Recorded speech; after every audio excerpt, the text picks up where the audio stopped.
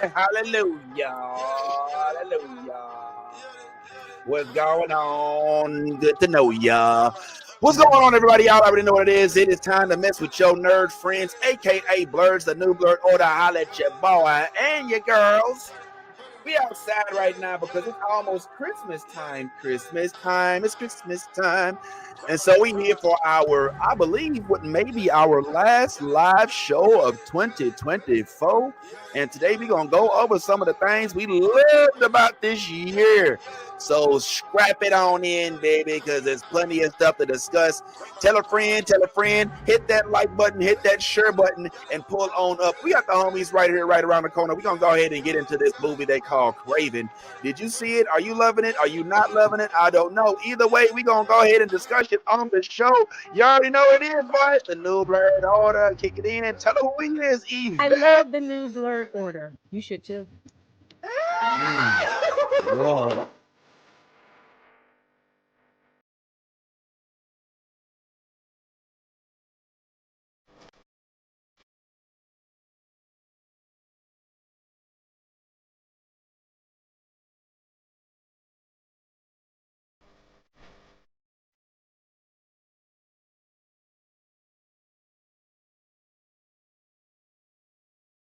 All righty. Good morning, everybody. Hopefully, you are in good spirits this morning as we start to kick this off talking about what just popped off, which is Kraven.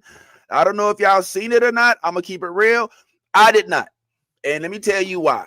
Because I was discouraged because I saw the reviews, and the reviews were not giving. You need to run out and see this. I don't know if y'all saw the same reviews I saw, but man, they are brutal, bro. There is something afoot about this Marvel universe that Sony tried to create that I don't think the public is liking too much. Nolly, are you getting that same feeling? Like the public seems to be averse to this whole idea of turning these superhero movies, basing them on villains and whatever that is, huh? Am I tripping? I think people are tired of Sony.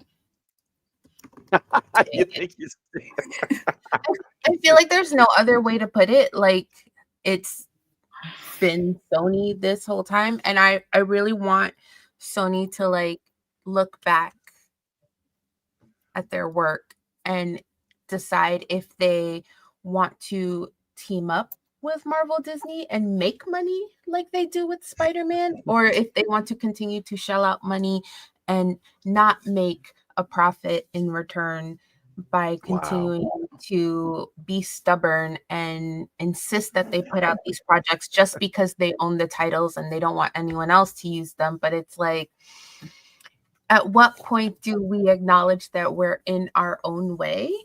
If I make sense, like if y'all are picking up what I'm putting down, like I feel like they're in their own way of being successful with these things. I think that there's something to that. Welcome to the show, of course, Anthony, Mr. I just met everybody in Hollywood, and now I'm back to chat with the little people. Since I don't know if y'all noticed tonight, but Ant done went full Hollywood on us. He out there hobnobbing with Denzel Washington and Kerry Washington and John and Aaron Pierre, and they all like, oh my God, and we just are like, what we gonna do with this dude? Like, he's too big, bro. We can't mess with this dude. How's it going, man? Welcome back. It wasn't all the Washingtons, just John David. It's okay, but you was still out there. Don't try to act like you ain't big time, homeboy. How'd it go, man? Oh, it was a wonderful experience, man. I love getting together with Black celebrities, a whole bunch of Black excellence in the room. It's inspiring, right? It's like, well, why am I not doing more? Right? Like, there's a whole bunch of people in the room, from producers to actors to directors to PR contacts and aspiring creators. So if anything, it is very inspiring to be in that space. You know, it was a wonderful experience. I can't wait to do it again. Oh my goodness. And man, yeah. did you show out, bro? I mean, listen, guys, I don't know if y'all even need to hear me tell you about it, but look at your boy out here doing big things. Oh shoot, this probably ain't the best. Look at your boy out here doing big things like Awagwan and yourself. Look at Harold, man. Like, oh my God, is it you? You want to give us the background on what happened here, bro, and how you got this picture before we go further and talk a little bit more about Kraven? Me and my turtleneck twin. Yeah, y'all definitely turtlenecking it out, homeboy. You got the memo. I see that's clear.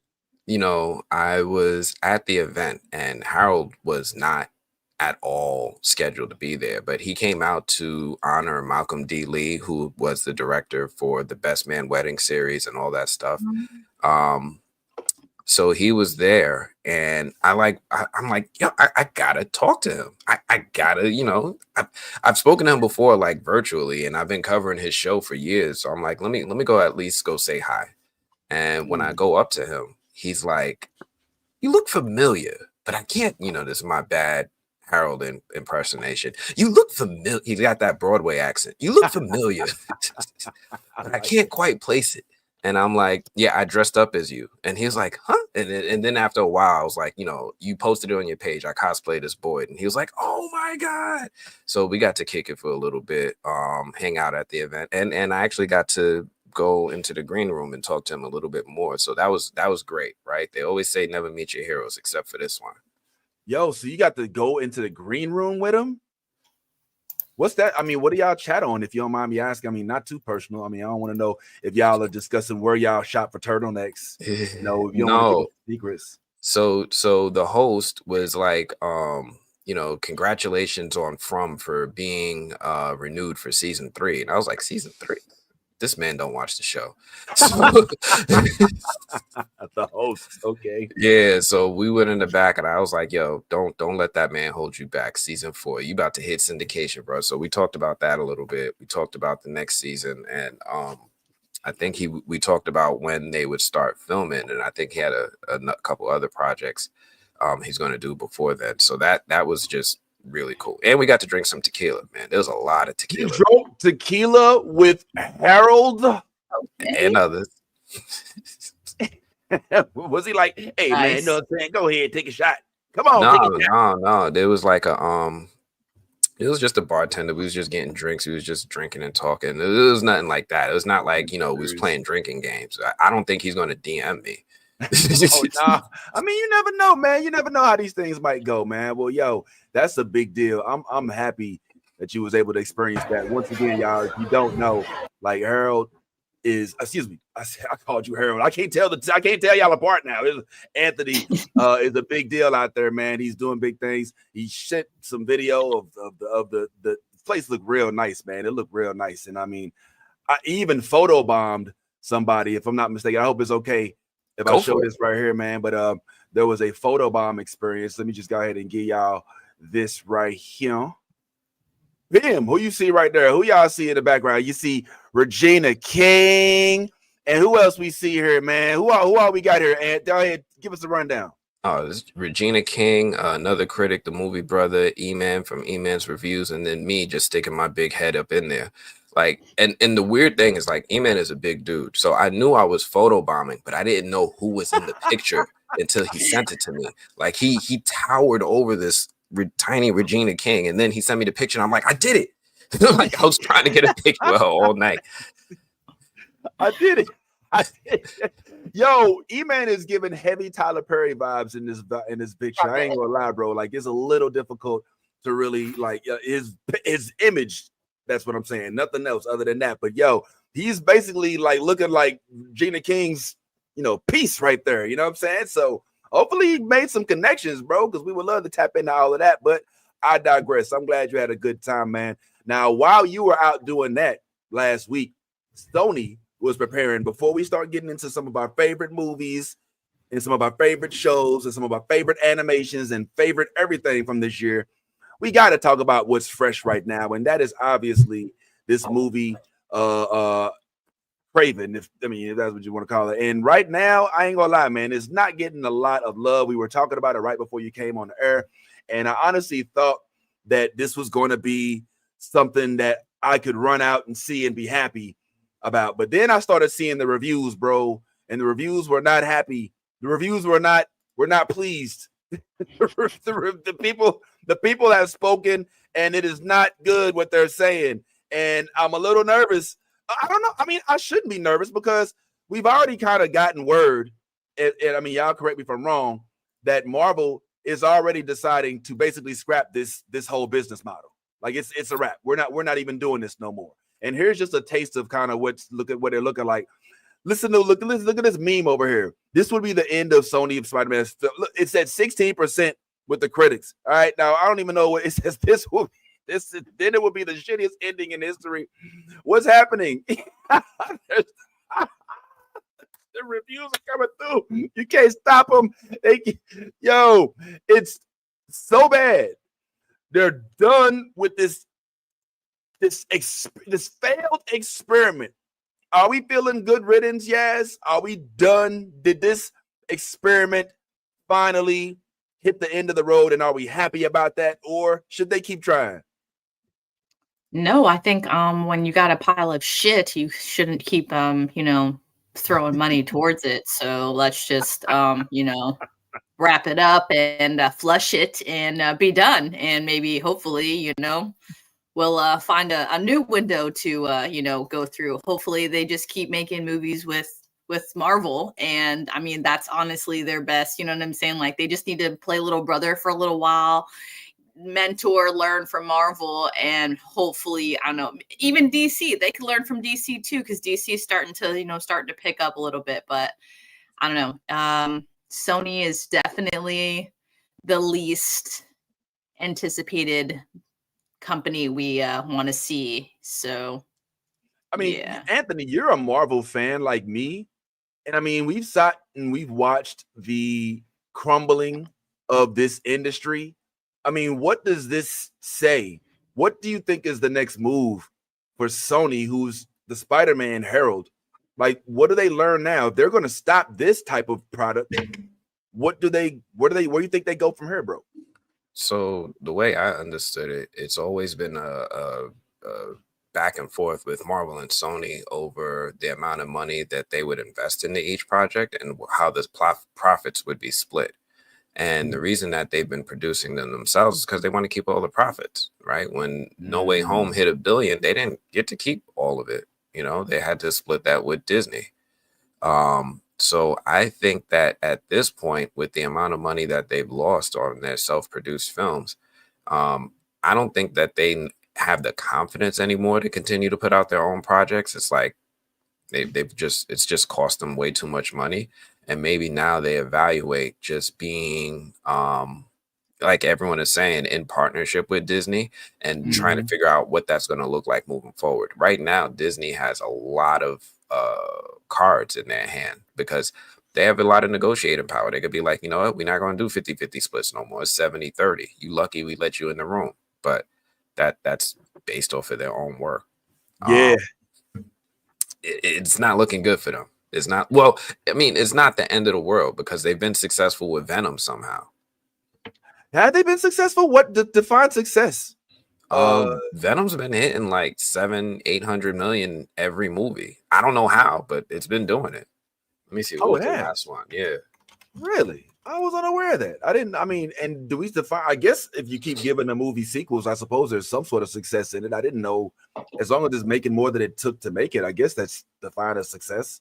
Yeah, I mean, the last Venom movie had 472 million worldwide. That's a big deal for them. That's a really, really big deal for them. All right. Well, you go ahead and go, Sony. Well, hopefully you get some time to maybe get those same folks who love Venom to love Kraven, because it don't seem like it's in the cards right now. Let's just go ahead and show y'all a couple of the things that they saying in the streets right now about Kraven. Mercy. And I shouldn't be surprised, the Sony Spider-Man universe that doesn't actually have Spider-Man in it have been a bunch of weird movies, to say the least. Outside of the Venom movies, going from Morbius to Madam Web to Kraven the Hunter is pretty impressive, but Kraven the Hunter does not have any aspect of it that stands out to me in a positive way at all. You might say the action scenes, but the editing is so choppy it's poorly done, or it's poorly lit in a dark scene, or just looks flat in daylight. A lot of bad CGI animals and CGI heavy stunts that completely take you out of the movie. The most god-awful writing you can imagine. A bunch of performances that just feel like paychecks. It's really just a waste of an iconic Spider-Man character. It's almost impressive how the performances, the visuals, and the writing come together and spit out one of the worst movies of the year. I had low expectations and I was still surprised. Kraven the Hunter, 1 star. So I saw Kraven the Hunter, and it is why society is... Hey team, Tabitha for Inside the Booth here, and I just got done watching Kraven the Hunter trailer. Here are my thoughts. Isn't this guy also this guy? All right. Just got done watching Kraven the Hunter. Best I really have to say about it is that it's okay. There's some bad acting at times, and the plot kind of tries to be like a tragic tale without really knowing how to do that. But it's better than Madam Web, so I'll give it that. Her sister was a witch, right? All right. Well, looks like we're gonna run out of. I might want to watch this anymore anyway. All right, one more. Here's the last one. This is the very first one I saw. It's very raw. What's so Cravens out there?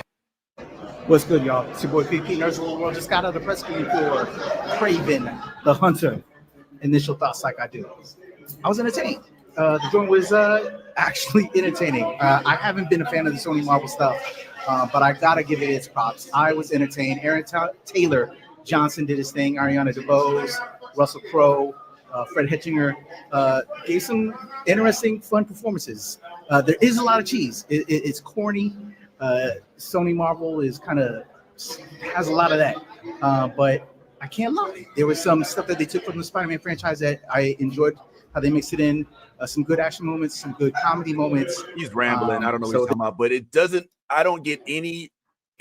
You have to run out and see this movie. In fact, what I'm seeing is a little bit more discouraging. I'm hearing a lot from Marvel fans who say they start off by saying, "I'm not a big fan of Marvel stuff." You know, like that. But there's YouTube name is like Marvel Guides 26, and the fact that they don't even like Marvel stuff is a little bit revealing. So this just makes me say I'm gonna see it when it comes home, because I was sure enough about to run out. I mean, I got the free AMC thing, and I could have just went and seen it for free. I still might could, but I'm a little nervous, man, about going to see a movie that I know as of this point I'm probably not going to end up liking. I don't know about y'all, but since nobody's seen it, we can't even put it on our list of best and worst projects for this year. So I figured, hey, man, let's just start with the stuff that we know. I'm not going to lie. There was a lot of stuff that came out, and I just wanted to throw it out to y'all. We can start off in the movie category. And I also want to go to the comment section. Shout out to those of y'all that are watching, whether it's YouTube, Facebook, Instagram. Oh, did I hit the Instagram button? Oh, the Instagram button. Am I on Instagram? Yeah, okay, yeah. All right, we on Instagram. What's happening, y'all? Instagram. Let's go ahead and hit up at the comments. So what are some of your favorite movies, favorite projects from this year? Today on our last live episode for the year, we'll probably be focusing mainly on like movies, animated movies. I want to separate those because I don't think it's fair to put like Inside Out 2 in the same category as like, you know, some of the other stuff. But what comes to mind as soon as we start talking movies, y'all? What did y'all see this year that you may think is noteworthy? I know I got a couple things. What's up, Lisa? I see. Oh, so you a big fan of Aaron Taylor Johnson? Is that all we gotta do? Is that how it's gonna be now? Like, you know, all you gotta do is put something pretty on the screen. So Green Lantern is gonna be the fire, whether the script is dope or not, all because women want to see the man with it. You're not here for the script. Can you watch it in mute? Like, you want to see a silent Green Lantern Corps? Did you see that man's arms? I did see his arms. I mean, hey, what do you say, man? I don't even care if it's a chokehold. Like, I just want them around me. Nolly's tuning. She hasn't even seen it yet. Nope. Yeah. 5 stars. Yo, Ed's lifting the PS4, the PS controller. Well, yeah, I mean, the boy has some stuff to say. I mean, yeah, I mean, it's interesting what he's got going on. But do you think that that's going to make up for a bad movie if Aaron Taylor Green comes out with Aaron Johnson? It's going to be a show, so we know DC does good shows. So I'm not worried about it being bad. But I mean, it doesn't hurt that it's also good to look at. You're right. I ain't mad. Let's see what he has to say about it. To ask about Green Lantern. So what can you safely tease about lanterns that won't get either of us in trouble? Wow, not much. But what I can tell you is that the team are just super, super excited to have this opportunity to. Can I just say, it's not fair to us regular looking guys to have to compete with a specimen like this. Like, I just want to punch him in the face, like, with like brass knuckles type shit. and I want to cut his hair doing and that, push his Brittany. hairline back. You know what I'm saying? Yeah, like I want to give him. I want gray hairs coming out his nose, and I want him to have like like a boil coming out his neck a little bit. You know what I mean? Yeah, like because it's not fair. Like what could like his eyes are green. Like that's God like giving him a cheat code. That's not fair. I don't like that. So his family, his whole family looks like that. All of them are beautiful. So just keep Anthony. Just keep in mind, okay, there are trophy wives and trophy husbands, okay? He is a trophy husband, okay? Like he's just beautiful. You know what I'm saying? Like just beautiful. He was born that way, all right? If women can be born beautiful that way, so can men. And he is in that category of he's just beautiful. You can't why hate on his beauty, Vince? I'm gonna push back. I don't know if he was born. I mean, listen, you're not born that chiseled. This dude works out. All right. Bring the story there's a little bit to of the effort people. put And in. so far as I'm the concerned, body. I'm going to do about my very best to serve. You talk about what? The eyes? Yeah, he was born with green eyes.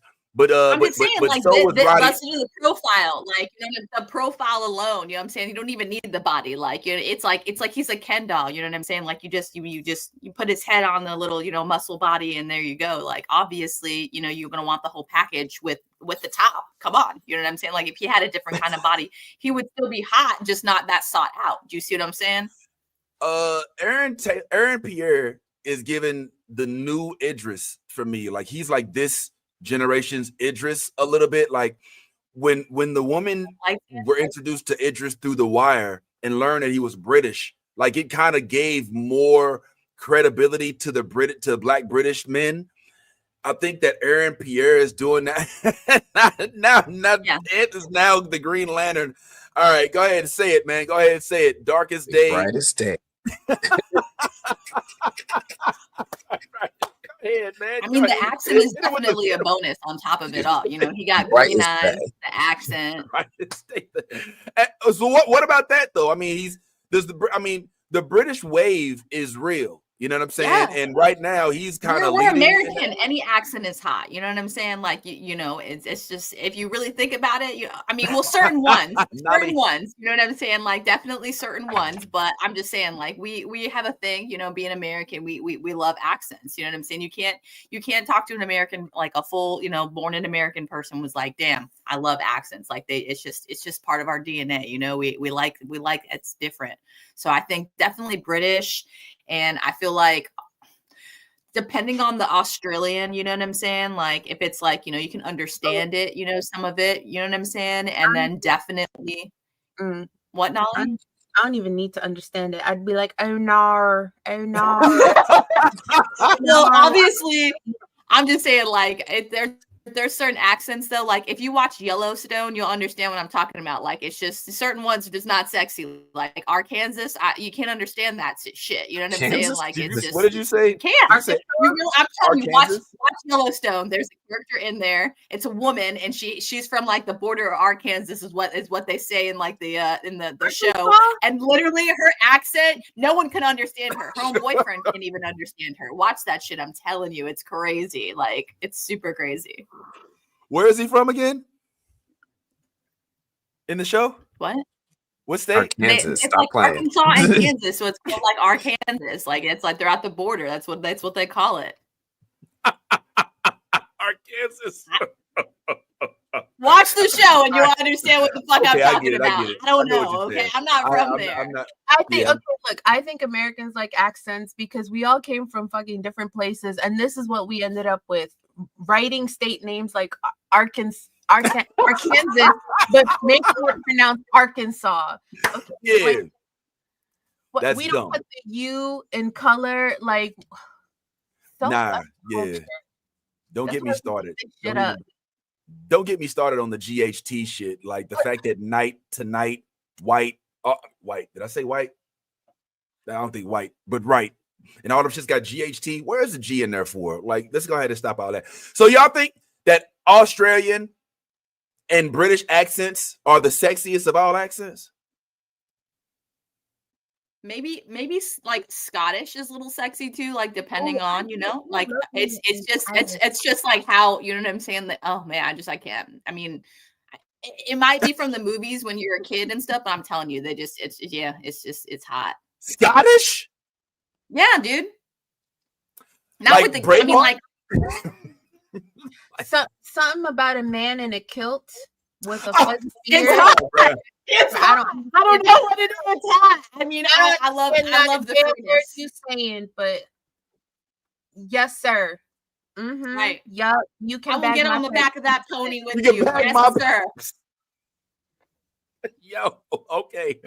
This is not what was on the docket today, but it is good to know these things. Yeah, so Good morning.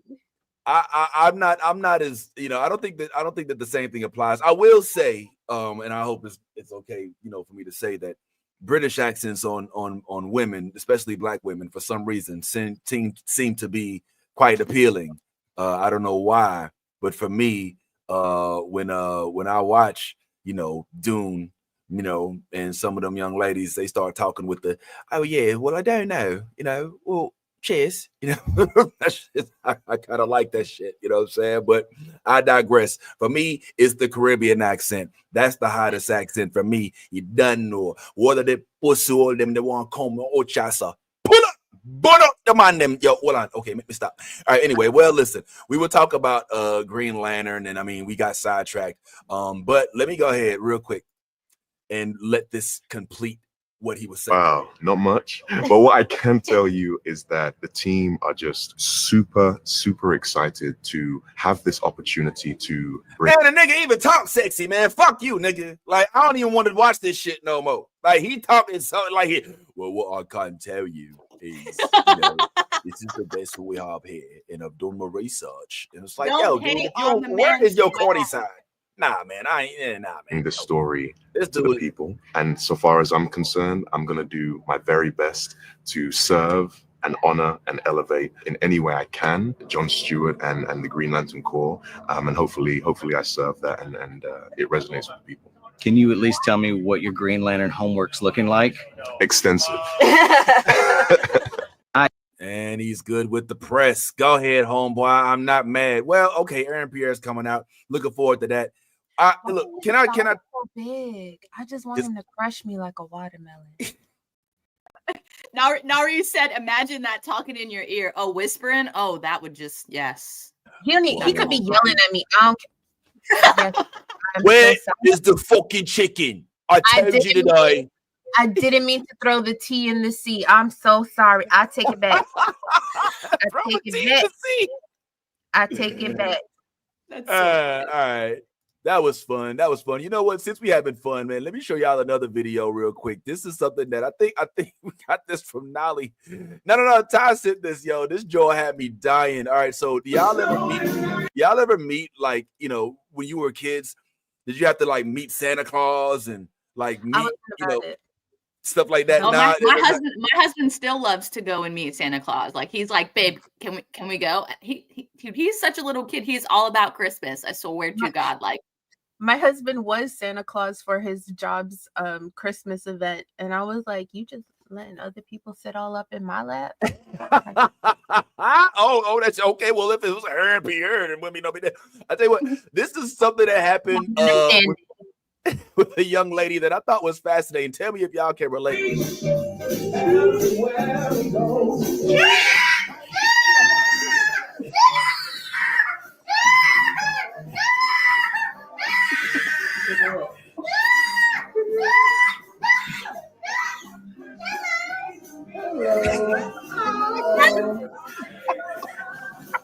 That was hilarious.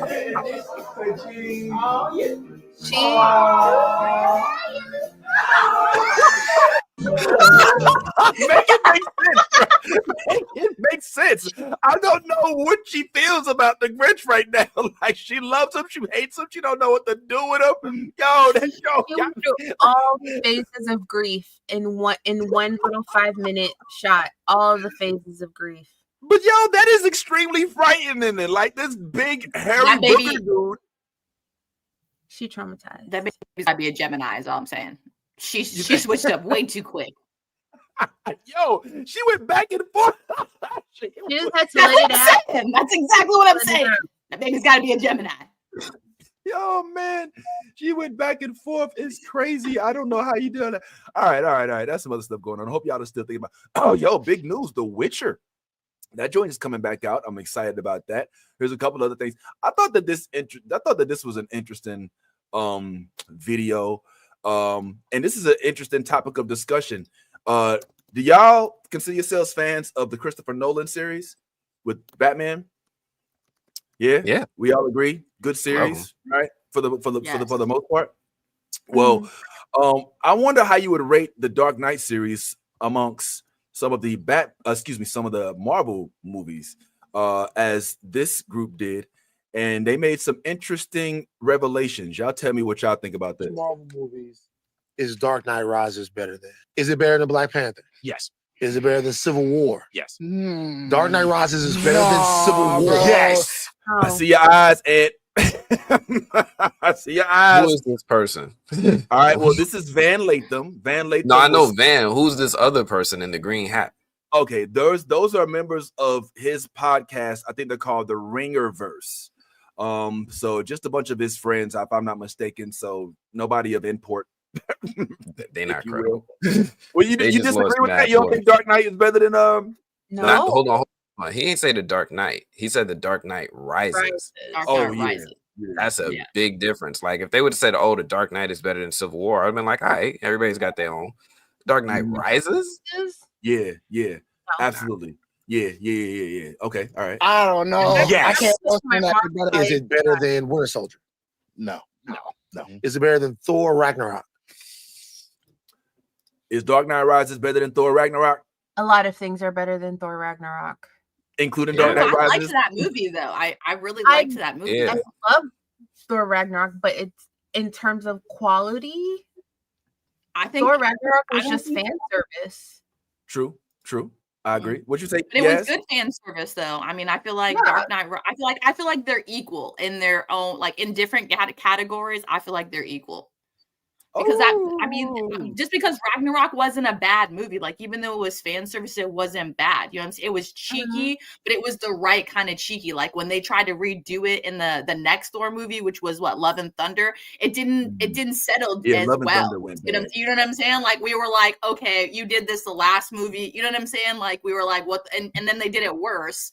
You know what I'm saying? So it's just I feel like out of the Thor movies, if we're going to pick one, that would have been, I feel like that they would be in the same kind of different, but you know what I'm saying? They would have their own, like stature to them because they're both not bad movies. They're just not great. Anthony? Please allow me an opportunity to come through with the correct opinion.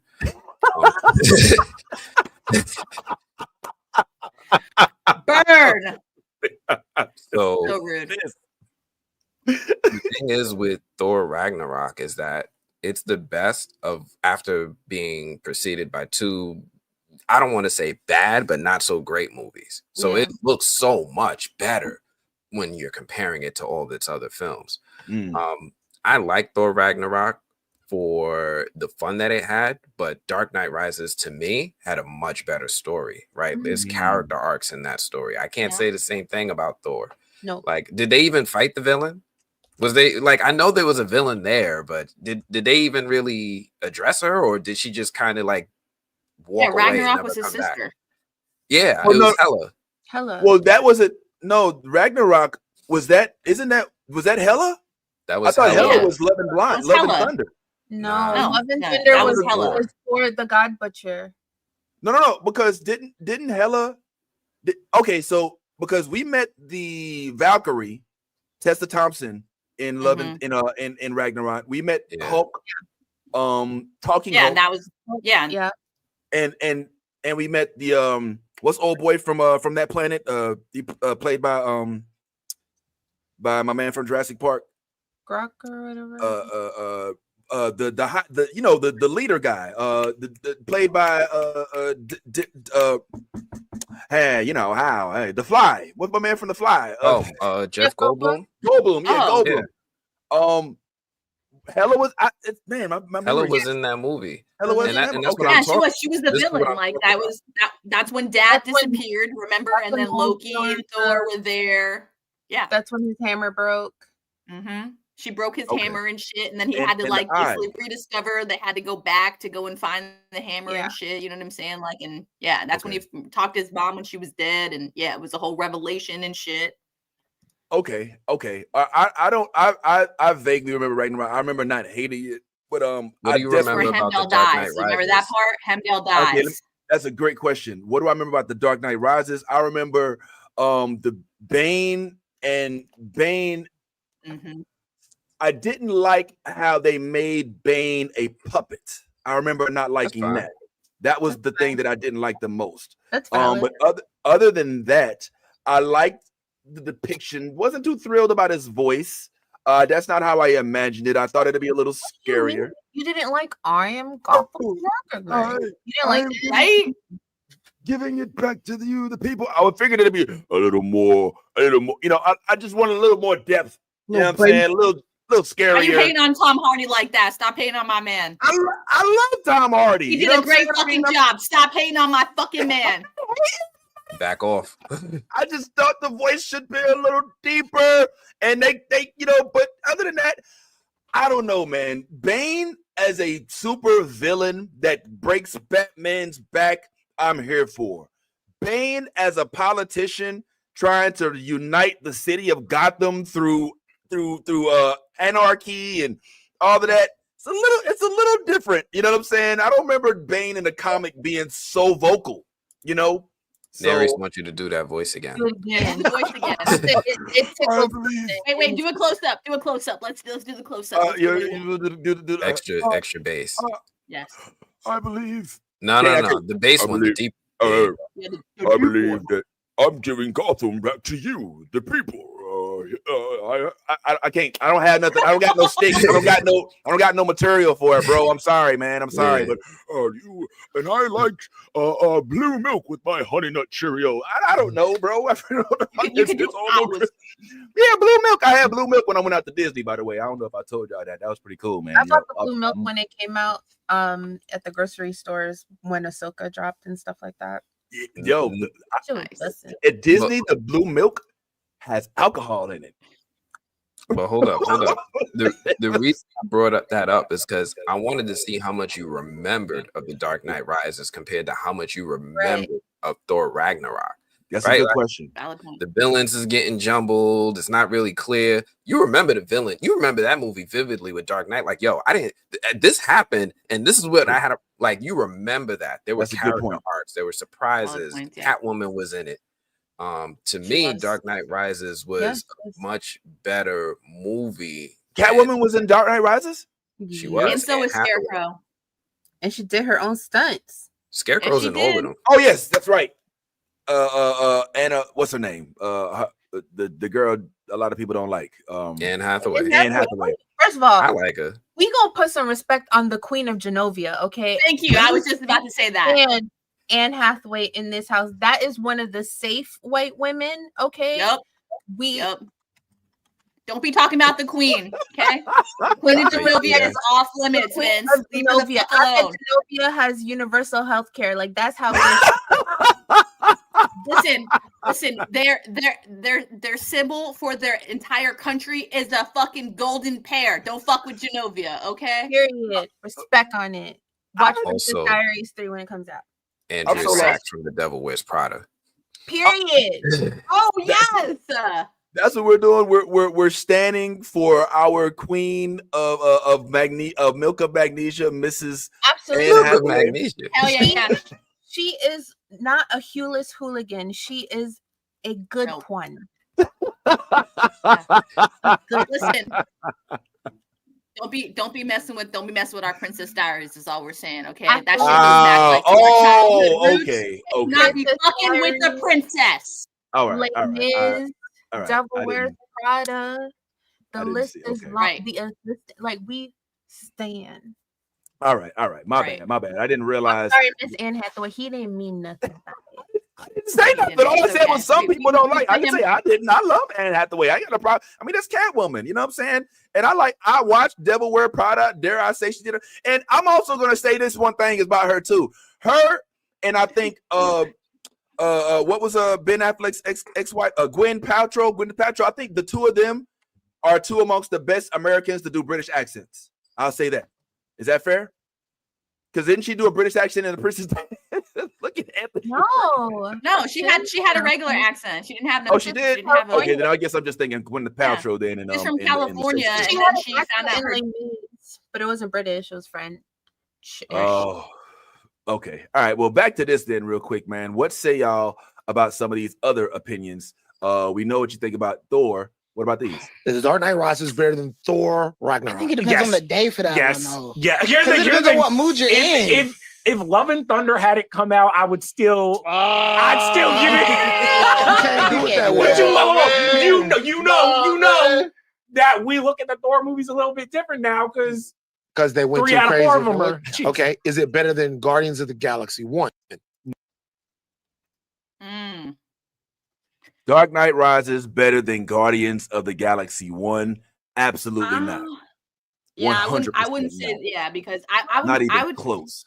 I love the Dark Knight sagas. I'm not gonna lie. There's some like for Batman, that's my only likable Batman saga. I'm not gonna lie. Other than the classics from 1992. Okay, like Batman Begins and Batman Rise. Batman Returns. That came out in 1992. Batman Begins. Yeah, Batman bro. Returns. Yeah, bro. No way. Batman Begins Begins didn't come out in the 90s. Yeah, look back. It came out, I'm telling you, early 90s. I was between 92 and 95 those movies came out. That was Batman Returns. Batman Begins came out in the 2000s. 2005. It did? Yeah. Batman. Okay. Well, anyway, Christopher Nolan stuff didn't come out. Batman in the 90s. Yeah. Okay. All right. Well, I digress. No, I wasn't Anyway, trying to check you. Just wanted to, for the sake of the comments. No, you're but yeah, good. so Thank for you fact-checking me. prefer. I'm just. Yeah. I'd rather you speak. So you think that that Guardians of the Galaxy, Anthony, 1 isn't better than Dark Knight Rises? Nah. Wow. And this is just a personal opinion because his was my litmus test. Me too. Right. With Guardians of the Galaxy, if it's on TV, am I going to sit down and really pay attention today? If it's just on, if I'm walking by and it's on, am I going to sit down and watch? Probably not. But if Dark Knight Rises is Batman is about to fight Bane, or he's climbing out of that cave, or if it's even some other random scene, like when they blew up the football stadium, it might get 30 seconds of my time. Guardians of the Galaxy, I'm gonna just change the channel. No offense to Guardians of the Galaxy, but it just doesn't have that rewatchability to me that the Christopher Nolan movies did. Just so y'all know, James Gunn stole Anthony's girlfriend when they were younger, and he's been really mad about it ever since. He has not gotten over it, and so he just doesn't like any James Gunn productions. Just kidding, bad joke. What's up, Nally? Now that I think about it, I've rewatched a lot of Marvel movies, but I have never rewatched any of the Guardians movies. It is because I hate Chris Pratt, but that's besides the point. My husband's in the back it's because you hate Chris Pratt. He's the worst Chris. Okay. But I still watch. Okay, there are other people I don't like in Marvel movies. And I still watched Black Widow and several times. But I recently watched a Guardians movie. Shout out to the Mountain for keeping Nolly honest. Right? You know how in Oz there's a wizard behind the green screen. Behind my green screen is my husband. Yo, I'm not gonna lie. It's difficult for me to just be completely dismissive of Guardians of the Galaxy and all of the magic that I believe it brought. Even given Chris, let's not call him that. Giving Quill the whole 80s headset cassette tape, throwback vibe was a shock of brilliance to me. But we don't gotta sit and debate it. You know what I'm saying? We feel how we feel. Don't get They me had the wrong. best movie soundtrack. The best soundtracks. I've listened to those soundtracks over and over again, but I've never thought, you know what I want to do? Rewatch the movies. Oh, I just listen to the soundtrack. Fair enough. Do they add to the storyline? Absolutely. But have I ever felt the need to go and rewatch it? No. All right. Fair enough. I guess you do have a point. I have seen Dark Knight Rises like multiple times, and I've only seen Guardians of the Galaxy like maybe two times. I think maybe. Okay, so I'm in the minority on this one. So 3-1. I don't think that Dark Knight Rises is better than Guardians of the Galaxy 1. They're like, I frankly think that it's crazy to think that Dark Knight Rises I just think is they better have than different feels. You know what I'm saying? And that could be another thing too. You know what I'm saying? Like it's all about like the moments that like capture you into the movie, and that Guardians of the Galaxy is more of that like uplifting kind of, you know what I'm saying? Like, you know, and it's got that, and then Dark Knight Rises is like you need to like basically you need to fail to basically rise up again. You know what I'm saying? So it's got that, you know what I mean, that like hardcore just feels to it. So I think that may be why. All right, well, I don't know.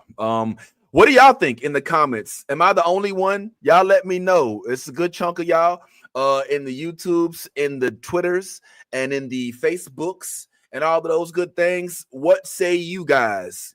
The first Guardians of the Galaxy or Dark Knight Rises? Not Dark Knight, okay? Not Heath Ledger's Dark Knight with the Joker, but Dark Knight Rises with Bane, played by one Eddie Brock, if you will. All right, there's that. So let us know what y'all feel about that. Let's go ahead and keep this vibe going. I kind of like where this is going, man. Let's go ahead and keep working with this. So just to kind of let them finish what they were saying, here was the plot of their little plight. No. Is it better than the original Iron Man? No. Yes. No. Yes. Dark Knight Rises is better than the original Iron Man. Yeah. Dark Knight Rises is better than the original Iron Man? Yes. Yes. That movie was boring as fuck. The original Iron Man? Are you serious? Now, original Iron Man is better than Iron Man 3. Yes. But Dark Knight Rises is better than original Iron Man. Agreed. Dark Knight Rises is better than the original Iron Man? Are you serious? Hold on. The original Iron Man did a lot for comic book movies, right? It is always going to be revered for all of its contributions to the genre. But if we're going to really be honest, they're not really great movies. They're entertaining, they're fun. Would you go back and rewatch it right now? I mean, that's hell yes. No, dude, your ass would fall asleep halfway through. Yeah. What? Is this? I mean, they're fun movies. Again, that if we just doing a comparison, right? I'm not saying they're a bad movie. Iron Man 1 is not a bad movie. It's not. It's just not as good as what Christopher Nolan was cooking. It's not. My man was. It's not. Are we? Oh my God! Just think about all the powerful moments that you remember from Dark Knight Rises, and then think about what you remember from the first Iron Man movie. Yeah, what do you remember from the first Iron Man movie? Okay, let's talk about the first Iron Man movie, where Tony Stark goes into it, billionaire, philanthropist, playboy, who has no regards, no fucks for anything in the entire world.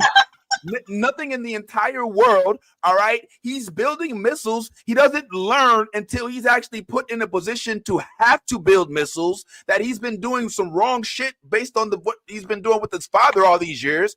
And then he actually has to build with nothing himself a suit to get out of Afghanistan, where he's with this dude who shows him how to do it, and he doesn't even make it out. He dies, and he comes out. I am Iron Man. Are you nuts? And then his mentor ends up building a bigger suit. Oh my God! And we get Terrence Howard as Rhodey. We got Rhodey Terrence Howard. Come on, man. When I'm gonna get my never saw him suit, again. Man. I want to see. I need my Iron Man suit, man. Maybe he was never in that suit again. Nope. They were like, we cannot put Terrence Howard in a fucking uniform like that. That is not that man. No, he wanted more money. That was his problem. And dare I say, he probably could have did Rhodey even better. Maybe I don't want to sit there and go there, but I'm glad that Rhodey did end up getting going over to Don Cheadle. But I ain't gonna lie, man. You guys are nuts. This is a terrible comparison. Sorry, Dark Knight Rises did not. Like nobody, Iron Man started Marvel Studios. Like we're talking about a movie that didn't ever have a thing you're script. caping on right now, though. That's the only literally only thing that has like made his movie even close to stature. Is this really happening? Is this really happening? Iron Man, who ended up being the hero of all of the Avengers, his origin story was not as good as Bane. As Bane, who's a puppet, who doesn't even have his CPAP off during the daytime. Bane was a badass villain. It's not even about Bane. It's honestly, I would say the best thing about The Dark Knight Rises was Bruce Wayne's arc, right? Where he was a recluse for 8 years. He came out of retirement. He thought he still had that juice. He thought he still had that sauce. He got humbled and he had to climb his way out of a pit, right? So I would say, you know, it's a similar arc to Iron Man in that regard. Better. It was way but better. Listen, the storyline was way better, Vince. I'm sorry. Okay. The storyline was better than Iron Man's. I'm sorry. Maybe I'm a little jaded because, and Anthony, I think you probably vibe with me on this, having actually read the comic where Bane actually broke his back and seeing how long it took Batman to recover, seeing how there was actually a Robin that had to take over for Batman after this, and then seeing him try to jam into a movie where he recovers the same movie where he gets his back broke, it just doesn't really seem like it jives as well as a dude who has nothing in the middle of the desert and is forced to have to build himself out, not to he had to build his own heart. He didn't have a heart. He had to build an arc where he had to in his chest. He had to build himself alive. And y'all are trying to compare this man to a dude who had billions of dollars at his disposal at any time. Are you out your mind? This doesn't make any sense to me. Did I sit at the wrong table? Who are we talking to right now? How can you possibly even compare these two? It doesn't make any sense. As far as like, go ahead, Yaz. I was gonna say, think about it like this, okay? Batman was literally at his point where he thought, you know what I'm saying, he could have redemption from retiring. And that was completely destroyed. And then he was reborn in darkness, motherfucker, okay? Climbed his way out of this impossible motherfucking pit. This impossible motherfucking pit, okay? Where everybody who was stuck in this bitch couldn't climb out, but one motherfucking person, one who was a fucking child, as a grown-ass man, he climbed himself out of this shit. When you think about it, it's the same story. Both of them hit rock bottom. Both of them had to climb, but one was done better. No. So, yes, one definitely was done better. Vince, I get your point as far as it being a comic adaptation, right? Of telling the story of Batman getting his back broken by Bane and pause. I mean, could you blame him? Yo, from a comic adaptation standpoint, Marvel did adapt Iron Man's origin better than they DC adapted Bane's. I'm not disagreeing with you there. But as far as the storyline within it, like this goes into my other conversations I've been having with way too many people about Rings of Power, about people taking a source material and making an adaptation of it, right? Like some people want a one-to-one adaptation. And that's not always what you're gonna get in films, right? And that's okay, right? Like sometimes it's okay to just like be inspired by something and make something wholly original. I don't like everything about The Dark Knight Rises, which is what makes this conversation so fun. However, when you start really comparing it to like from a thematic, from a storytelling, from a cinematography, and from just a complete story or character arc, Dark Knight Rises is so good that other people's best movies don't compare to Christopher Nolan's worst. Right. I'm sorry, guys. I didn't know. I'm just saying, like, I'm really taken aback at this because you think they equal each other? William, get the what? Look, Hold on. I love my family. I love being able to chat with the clique about this type of thing, even when they're wrong. But I mean, look. All right. Let's 3 against 1. How are we wrong? I mean, that's biased. I have the correct opinion. I have the correct opinion. He's got the hat, so clearly, you know what I'm saying. But okay, before I continue with this, since we're 3-1 the last 3. Like y'all think you think Dark Knight Rises is better than Ragnarok? All right, you think it's better than it was better than the original Well, I think it's better than. No, it's not better than Civil War. Nah, definitely. no, now you went too far. Yeah, that's not. You went too That far. shit was nuts. It would be better than Civil War. It wouldn't be better than Endgame. Never, Okay. not even close. Infinity War is top tier for me. Infinity War is like the best movie, the best Marvel movie of all time, as far as I'm concerned. Like the best. Close second is Across the Spider-Verse. All right, but best and that's MCU versus Sony. So I mean, you can get into the it counts as a comic book movie. But top on the Mount Rushmore Marvel goes Infinity War, Across the Spider-Verse, Enter the Spider-Verse, Endgame, and then everybody else. I know y'all ain't gonna like this, but I say Spider-Man No Way Home, and that's because I get so many Hey, come on, bro! Are you serious? Come back! Bring your opinion back. Anthony, leave, please. Are you serious? Whoa!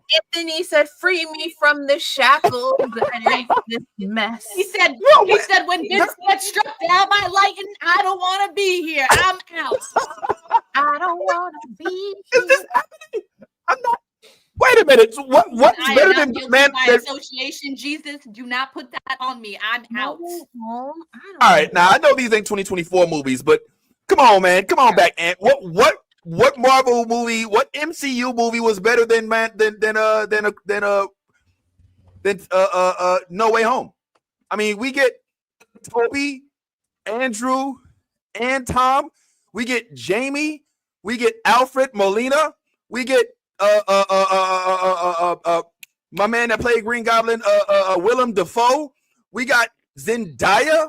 What's not to love? You get so many characters. Is that why you're caping for that? No, movie there's so much? redemption. The redemption arc.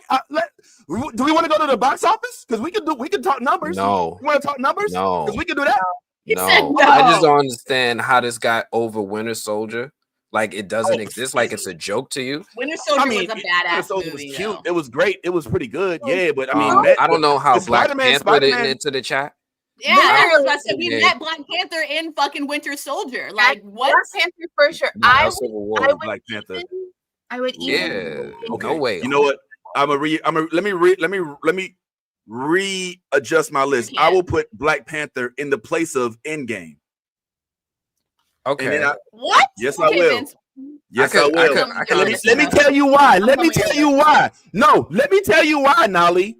Because you and I both know that they pulled some bullshit in Endgame. And let's not try to sit here and pretend like they didn't. All right, the whole Ant-Man, we're just going to go back to time and then fix all this. And let me fix this real quick.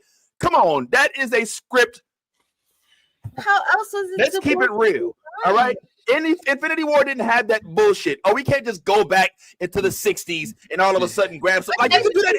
They didn't have the technology. In Infinity War, because but I'm saying like after. But I mean, you know how easy it is, Nolly, to say, okay, this happened this way. Let's just go back in time and fix it. Like that's so hacky to me, writing wise. Don't get me wrong, I love the movie with that plot line. But they didn't change the past. They just went and got some weapons. They just went and picked some shit up. Like they went to the store.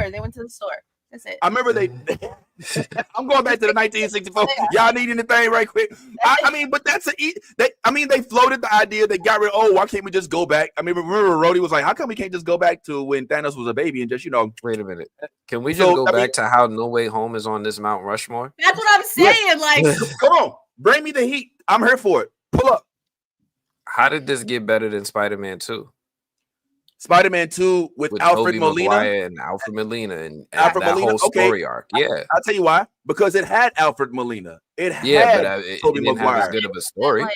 It didn't have as good as a story. I mean, but the story.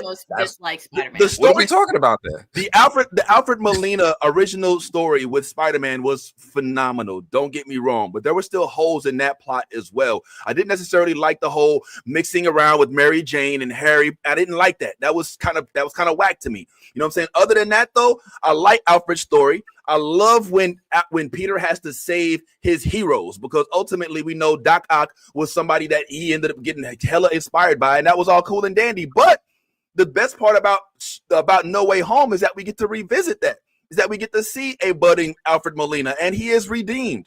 and we get to experience a twist because we didn't even know which version of Green Goblin showed up in the future. So yeah, and we get Doctor Strange as well.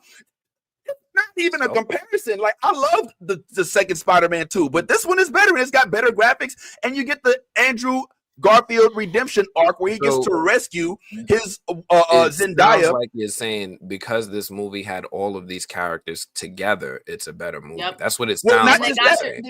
Because they got to redeem themselves for the past movies. Basically, that's why that movie specifically was better, because all the Spider-Mans in one movie redeemed themselves and had cameos. It's basically what you're saying. Not just that.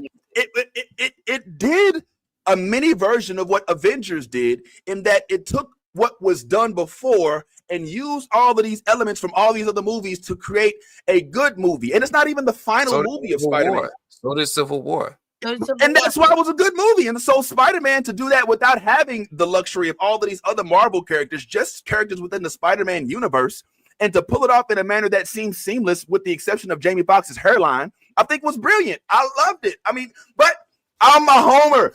I'm a Spider-Man fan first and foremost. You're not going to change my mind about this. I understand that. I brought up Spider-Man 2. I love Spider-Man 4. Out of all of the Tobey Maguire movies, I'm not gonna lie, Spider-Man 2 was my favorite.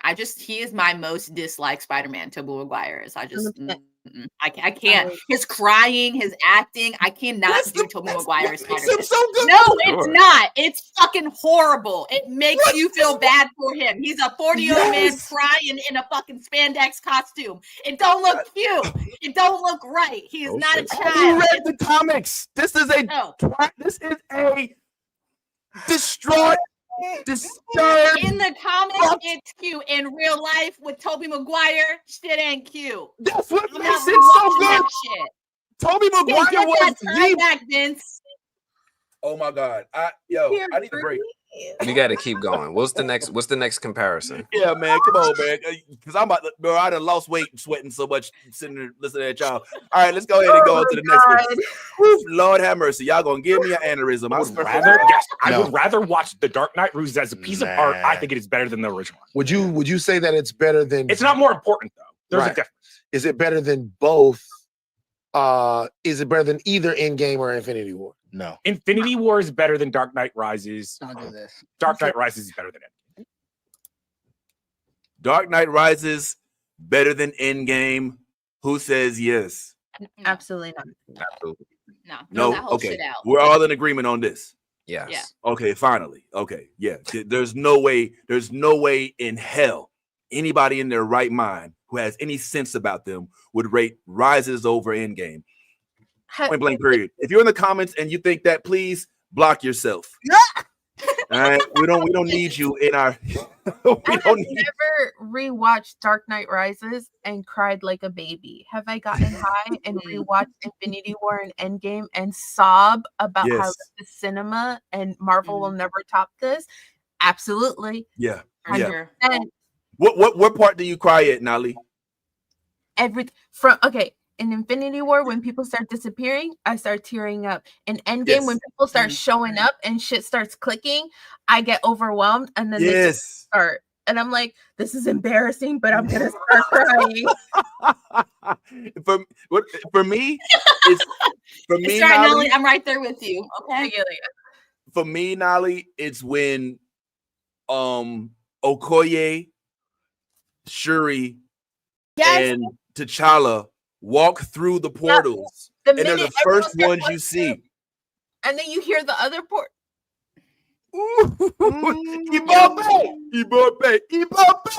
Yeah, man, that was it for me, bro. When you see everybody pulling up, and not to mention how dope it was for Cap to be so desolate. He was not right.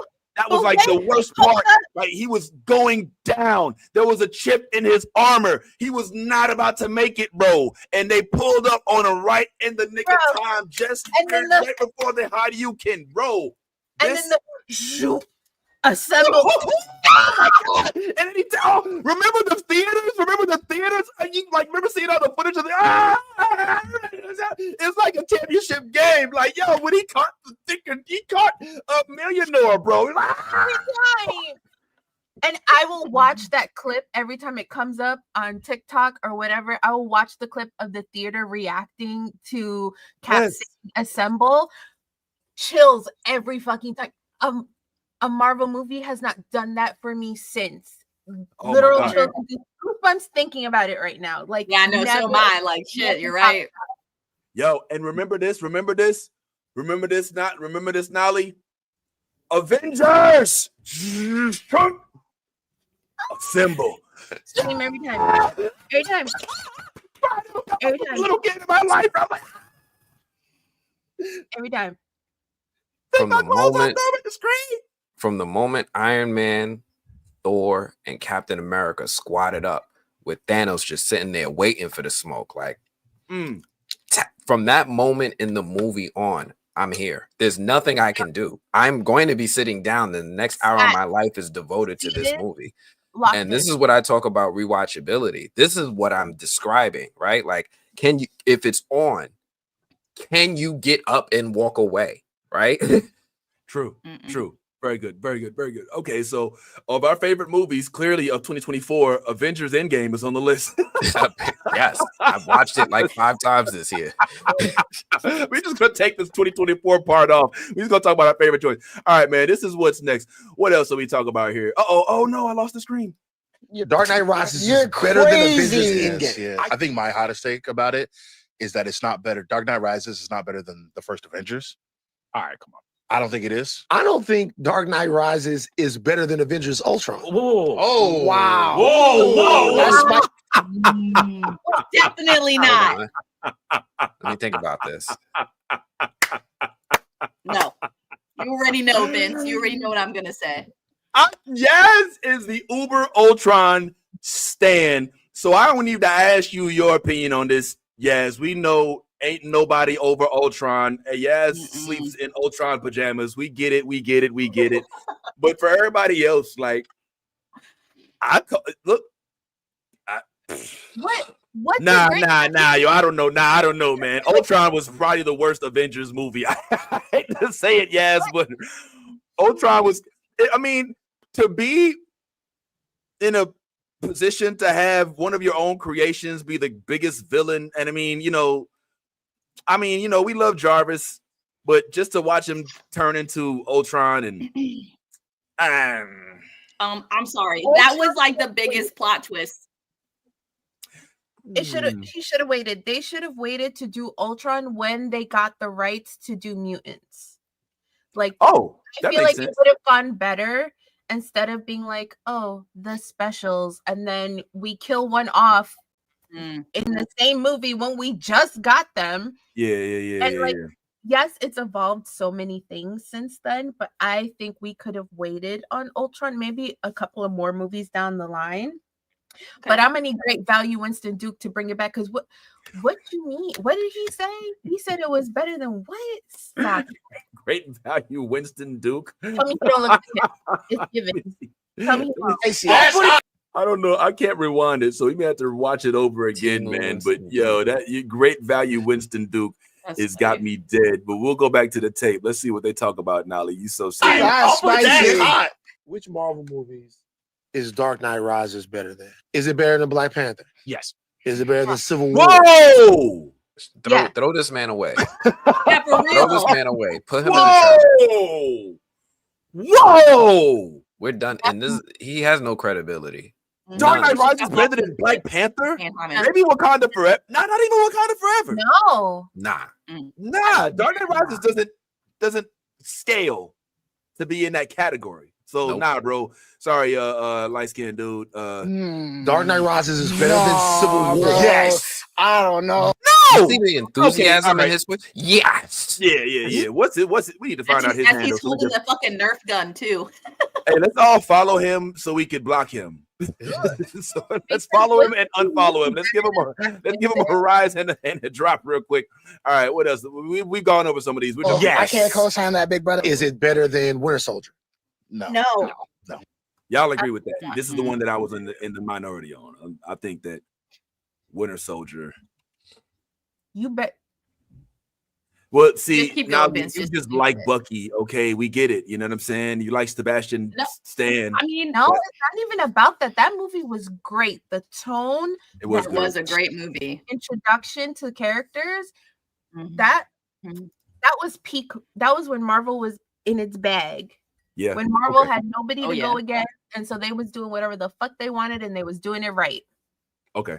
All right. Just Fair enough. think about it this way, Vince. The reason why that movie slapped was because we got introduced to Bucky when he was going into war. Then he True. disappeared. We all thought he was dead. He came back and he was a That is fucking true. this nigga was a He- fucking Hydra assassin, bro. Like That is true. straight murking fucking leaders of the world and shit. Like, you know what I'm saying? Like they had his ass on radar, but didn't even like know how to catch him. So yeah, that's Our and then first introduction to T'Challa Black came in. He killed T'Challa's dad and shit. That's where I was about to go. The whole bomb happened and shit at the nations. Like that shit was that literally was a turning point for the MCU, literally with the government. That's how everything with like fucking and Civil War started, if you really think about it, because of that explosion. So I mean that was a pivotal fucking moment. I was about to say, I think that the big takeaway from me from Winter Soldier was the introduction of Chadwick Boseman as T'Challa. That was in Civil War. That was Civil War. Winter Soldier was just Bucky and Cap. It was just them going hand to hand. Oh, I'm sorry. Damn. Wait a minute. Oh yeah, no, you're right. Wait a minute. Didn't Bucky? No. No Black Panther and Winter Soldier. No Black Panther and Winter Soldier. Kill T'Chaka?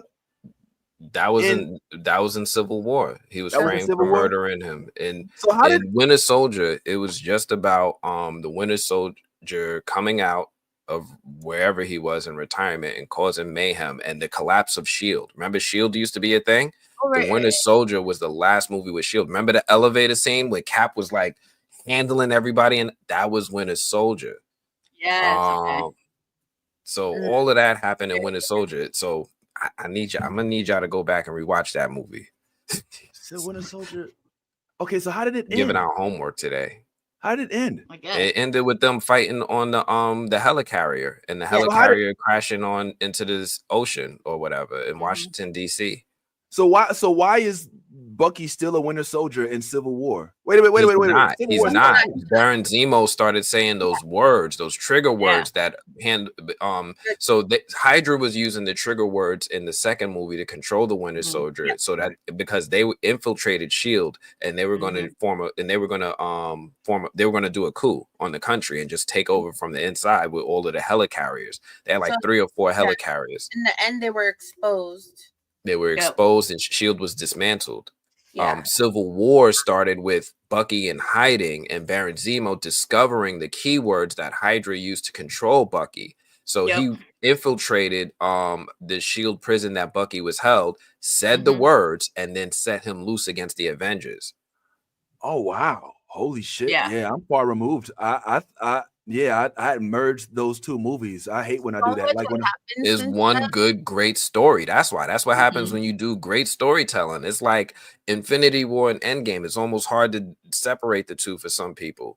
Yeah. Winter Soldier, Civil War, the way the Russos handled these movies, because to me, all of these movies, and Joss Whedon gets a little bit of credit too, are Captain America stories.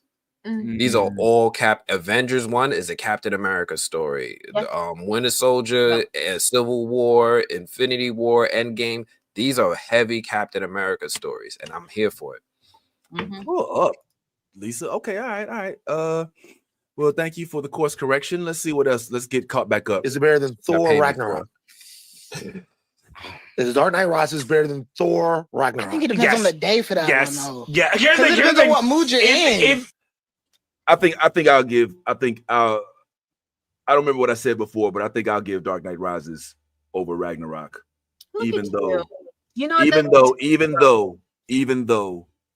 I am one of the few people I think that will cape for Tessa Thompson's role as a Valkyrie. No, you are not. I'm not. Okay, all right. I saw a lot of people dragging her, and I didn't appreciate it. I mean, I know, she's got her background. Our Valkyrie, Okay. loved, but is it better than Dark Knight Rises? Okay, all right, fair enough. If Love and Thunder hadn't come out, I would still, I'd still give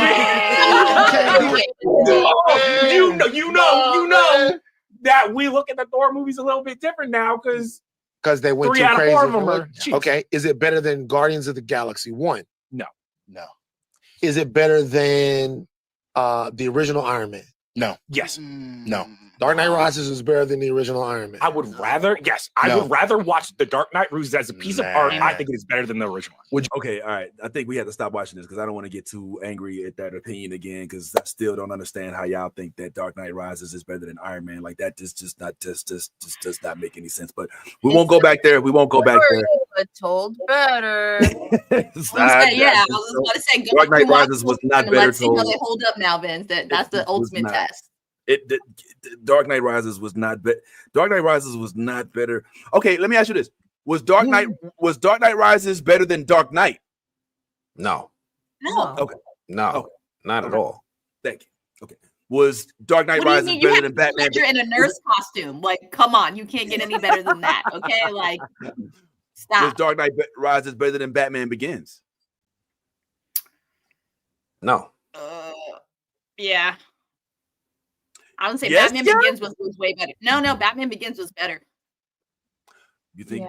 Okay, so you agree? And saying Batman Begins was better. I love Ra's al Ghul. I love Liam Neeson, and I love that whole Bruce Wayne. Like for the first hour of the movie, we didn't get Batman. We got Bruce Wayne turning into Batman. I loved all of that.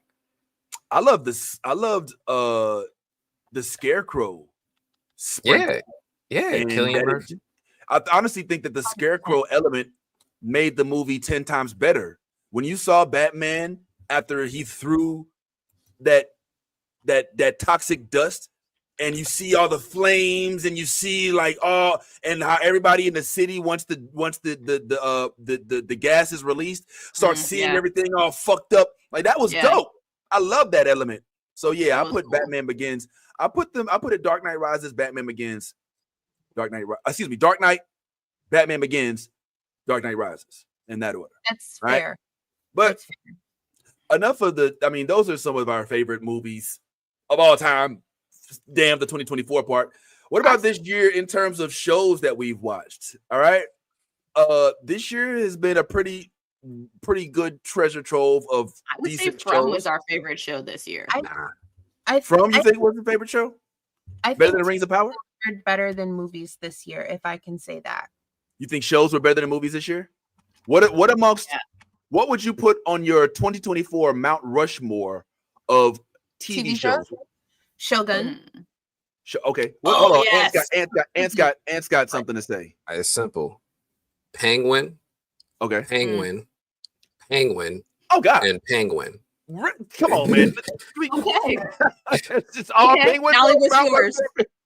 For real? Is how you feel? X-Men 97. Oh, well, hold on. Well, we'll separate. We want to separate the animated shows from because I don't think that's fair. I don't think we could. I think there's not enough good shows Animated. to separate all of them. You don't think so? I think my top would be Shogun. Okay. Definitely Penguin. Mm-hmm. For sure. I kind of really loved Fallout. I loved it. It was one of the better adaptations we've gotten of things. And then for them to drag it out in a TV show, perfect choice because a movie wouldn't have been enough. I thought Fallout was amazing. Arcane, for sure. Yes. Arcane is definitely up there. How many people are on your Mount Rushmore? I had 4 so far, right? 4 so far? Okay, So right now we've got Arcane, Fallout, Shogun, Penguin, and Penguin. You want to do top 5? Shit, that's hard. Come back to me. Let me think about it. We will come back to you. All right, we have Anthony who says Penguin was number 1, and number 2 was Penguin.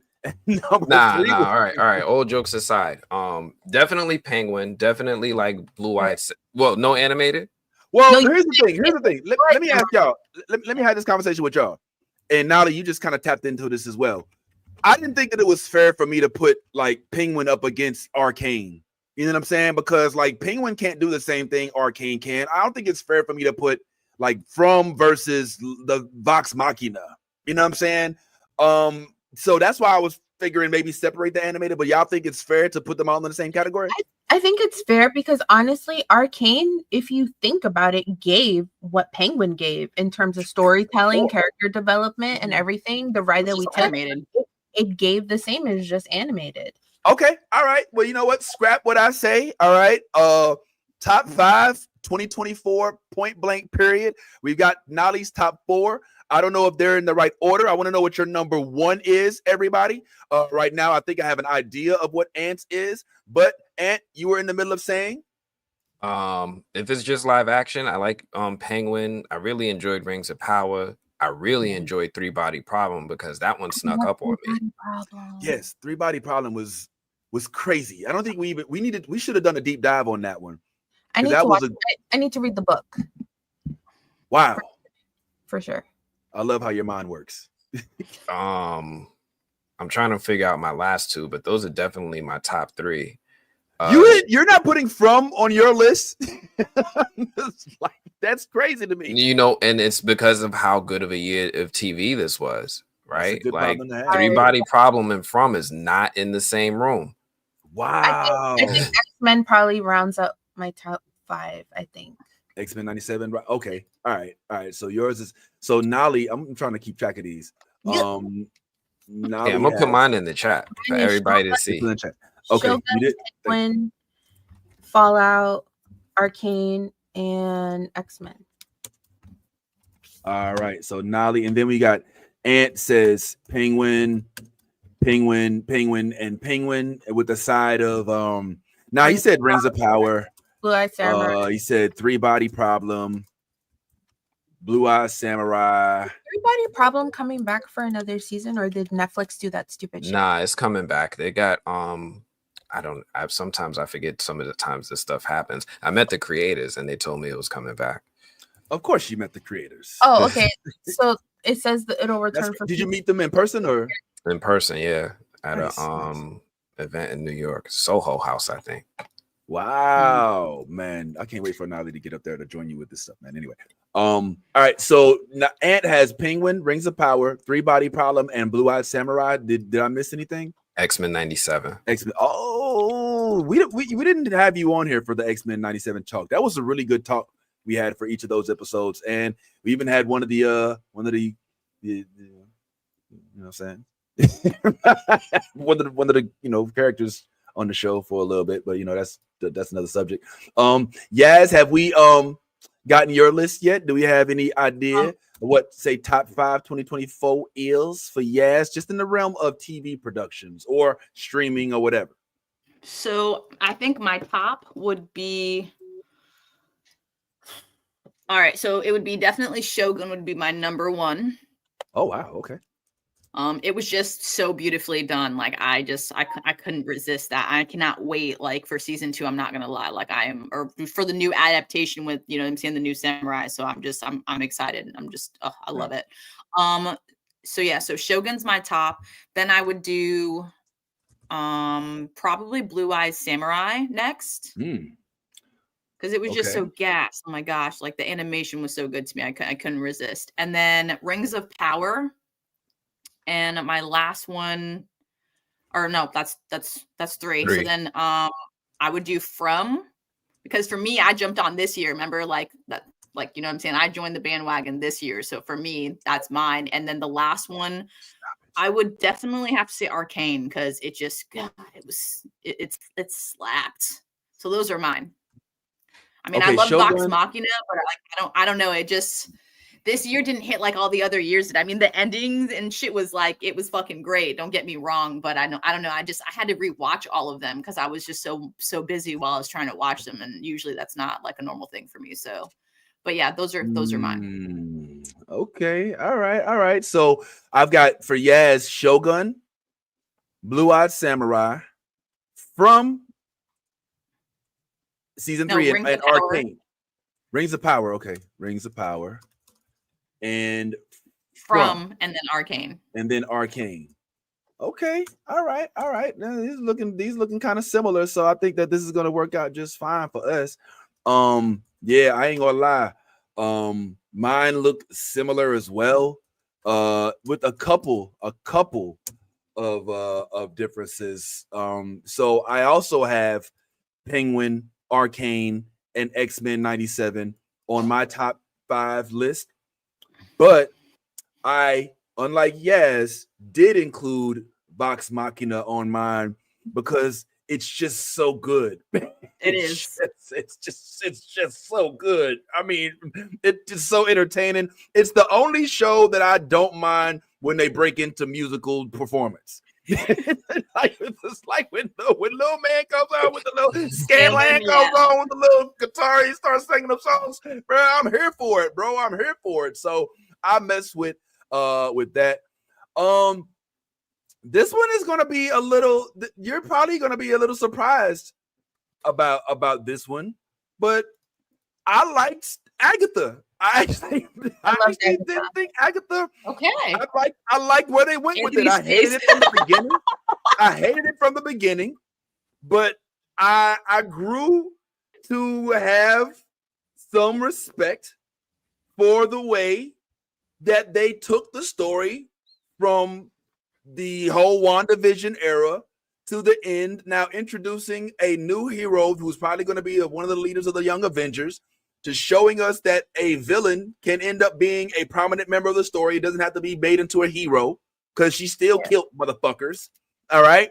And just the whole entire twist, the avenue, the everything that I hated about it, they explained it away. Oh, why did the CGI look so bad? Because he was in a dreamlike state. He wasn't used to making his own world. He didn't even realize that he had the capability of doing the same stuff Wanda did with her mind, with Westview, that he did with the Witch's Road. So the layers of elements underneath that surface that exist with Agatha's story, I think were worth watching. Now, there's some others. If we went to top 10, I'd probably start listing stuff y'all ain't watched, like Hellbound, Monkey, what's the show we love, Yaz, on Hulu? Monkey, Hit Monkey. Hit Monkey. Yeah, I don't know if y'all need to watch Hit Monkey. That shit's still hilarious. Jason Sudeikis, even old girl from Saturday Night Live has jumped in on this one. I forget, man. I'm bad with names. Y'all know Leslie. What's the name? Comedians. Yeah, I'm bad with that. Leslie Jones. So yeah, man, I think that was good. There was a show called I would put From on the top 10 list. I'd also put a show called Hellbound. I don't know if y'all seen that, but there's a show called Hellbound. Okay, I wasn't sure if we were including foreign TV because when the that was good. When the first season dropped, my friends and I were like, we binged the whole first season. It was like 3:00 in the morning when we finished, and we were like, "Yo, there's season 2. Season 2 dropped. Beautiful." Yes. For those who are not in on Hellbound, I'm gonna take us too dark down a road if we're not familiar with it. But the easiest way I could describe it is it's a world where when you go to hell, you don't just die. Like the demons, they come and they take you to hell. Not only they take you to hell, they tell you in advance. They give you what's called a what is it? A decree. You get a decree, and like this ghost face shows up out of nowhere. Like you might be in the morning just sitting there brushing your teeth. Oh, I gotta go to work today. Then you look behind you, and it's a ghost face. It's like, in 2 days, 2 days at 3:00, and you be like, fuck. You know what I'm saying, man? Come on, man. And so you got like 2 days to live. And so what do you do at that time? And then when it happens, they start making a spectacle out of it because like 3 demons will come up from wherever, and then they'll come beat the shit out of you and then burn you to hell. And so what they do is they start arranging public execution type like thing. Like, okay, old boy's gonna die today at 3:00. You coming to the thing, but then they start controlling people. Like, oh well, there's a certain group of. All right, I said I wasn't gonna go too deep into it, and clearly I went directly deep into it. It's so very, very good. It's just If there's one thing that Koreans and Japanese people do great is horror themes. I feel like in America, everything's like super watered down and repetitive, but they come up with some stories that I'm like, and so we're not sleeping tonight. That's fine. But Hellbound is amazing. Yeah, I won't spend too much time trying to talk you up on it. Just know that if you did give it a chance, there's a couple folks here that have given it a chance that think that it's worth your time. You might feel different. I don't know. But that's my little list. It looks like we have a lot of interest. I'm still shocked at y'all for not loving Machina as much as I do. But you know what I think happened? That this year was kind of a lot going on. Yeah, they threw it in there too much shit. Threw it at us, and I wasn't like mentally prepared. I'd forgotten about it between other things that were dropping. Yeah, so it wasn't like as in my face as the other 2 seasons were. Hellbound is on Netflix. 2 seasons and 6 episodes. I was like, what is going on? I forgot all about it, and then by the time I got to it, I was like, I gotta rewatch this because I don't recall what happened.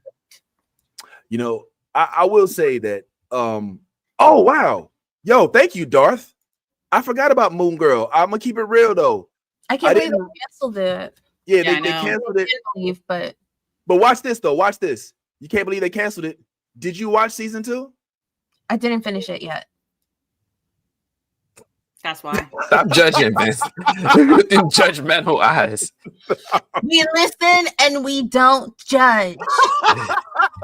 I mean, that's why we canceled you for putting Spider-Man 2 on your mouth.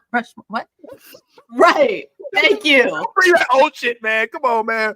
I mean, I did give the judgmental eyes, but I didn't finish it either, Nolly. I mean, Moon Girl was everything we wanted in the series, and we didn't watch it, which is why it didn't get picked back up. You know, so we have nobody to blame but ourselves. As angry as we were, we have to think about marketing, right? Like that part.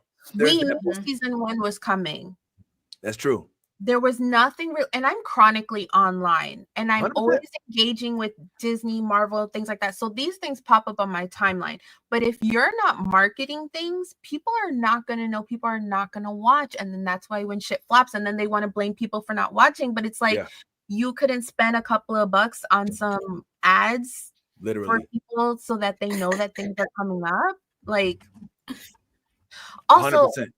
We haven't talked about many of them, but I like Apple TV had some hits. Yeah. Oh yeah. Some hits for sure. Yes, like Shrinking. Have you guys seen Shrinking on Apple TV? Has anyone been watching that? Yeah, with Jason. Yeah, dude, that's been a really good and Harrison Ford is also in that shit, and it's a really good show. Yeah. Like if you guys haven't been watching it, it's a good mental health break. You know what I'm saying? It's funny. I didn't watch it, but the wife watches. I like Monarch this year. I know we didn't talk about it as much, but I liked the adaptation, and it's difficult to make a show about Godzilla without Godzilla. And I think that they pulled it off pretty well.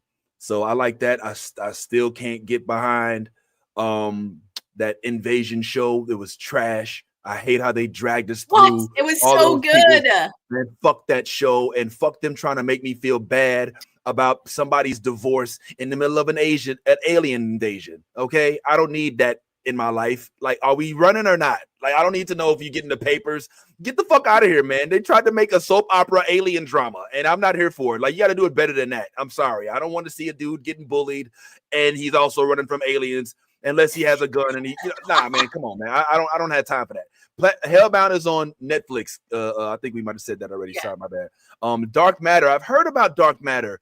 But the thing that fucked me up about Dark Matter is I heard that there's 2 versions of it, right? Like there's like the CW FX version, and then there's like the new upgrade. Not the same story though. It's just the same title. Okay, so I'm hearing that the updated one, the most recent one, is actually worth your time though.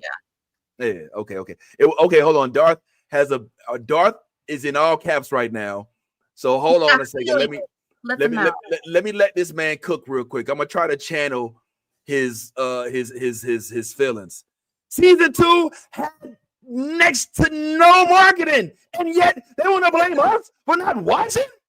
It was a conspiracy against Moon Girl because they didn't want to play Raphael Sadiq worth his worth for the gems he was giving us. He's cooking right now. Yo, conspiracy, maybe not, but lack of effort, lack of any type of consideration for how to get into the spaces of people who actually will watch this show.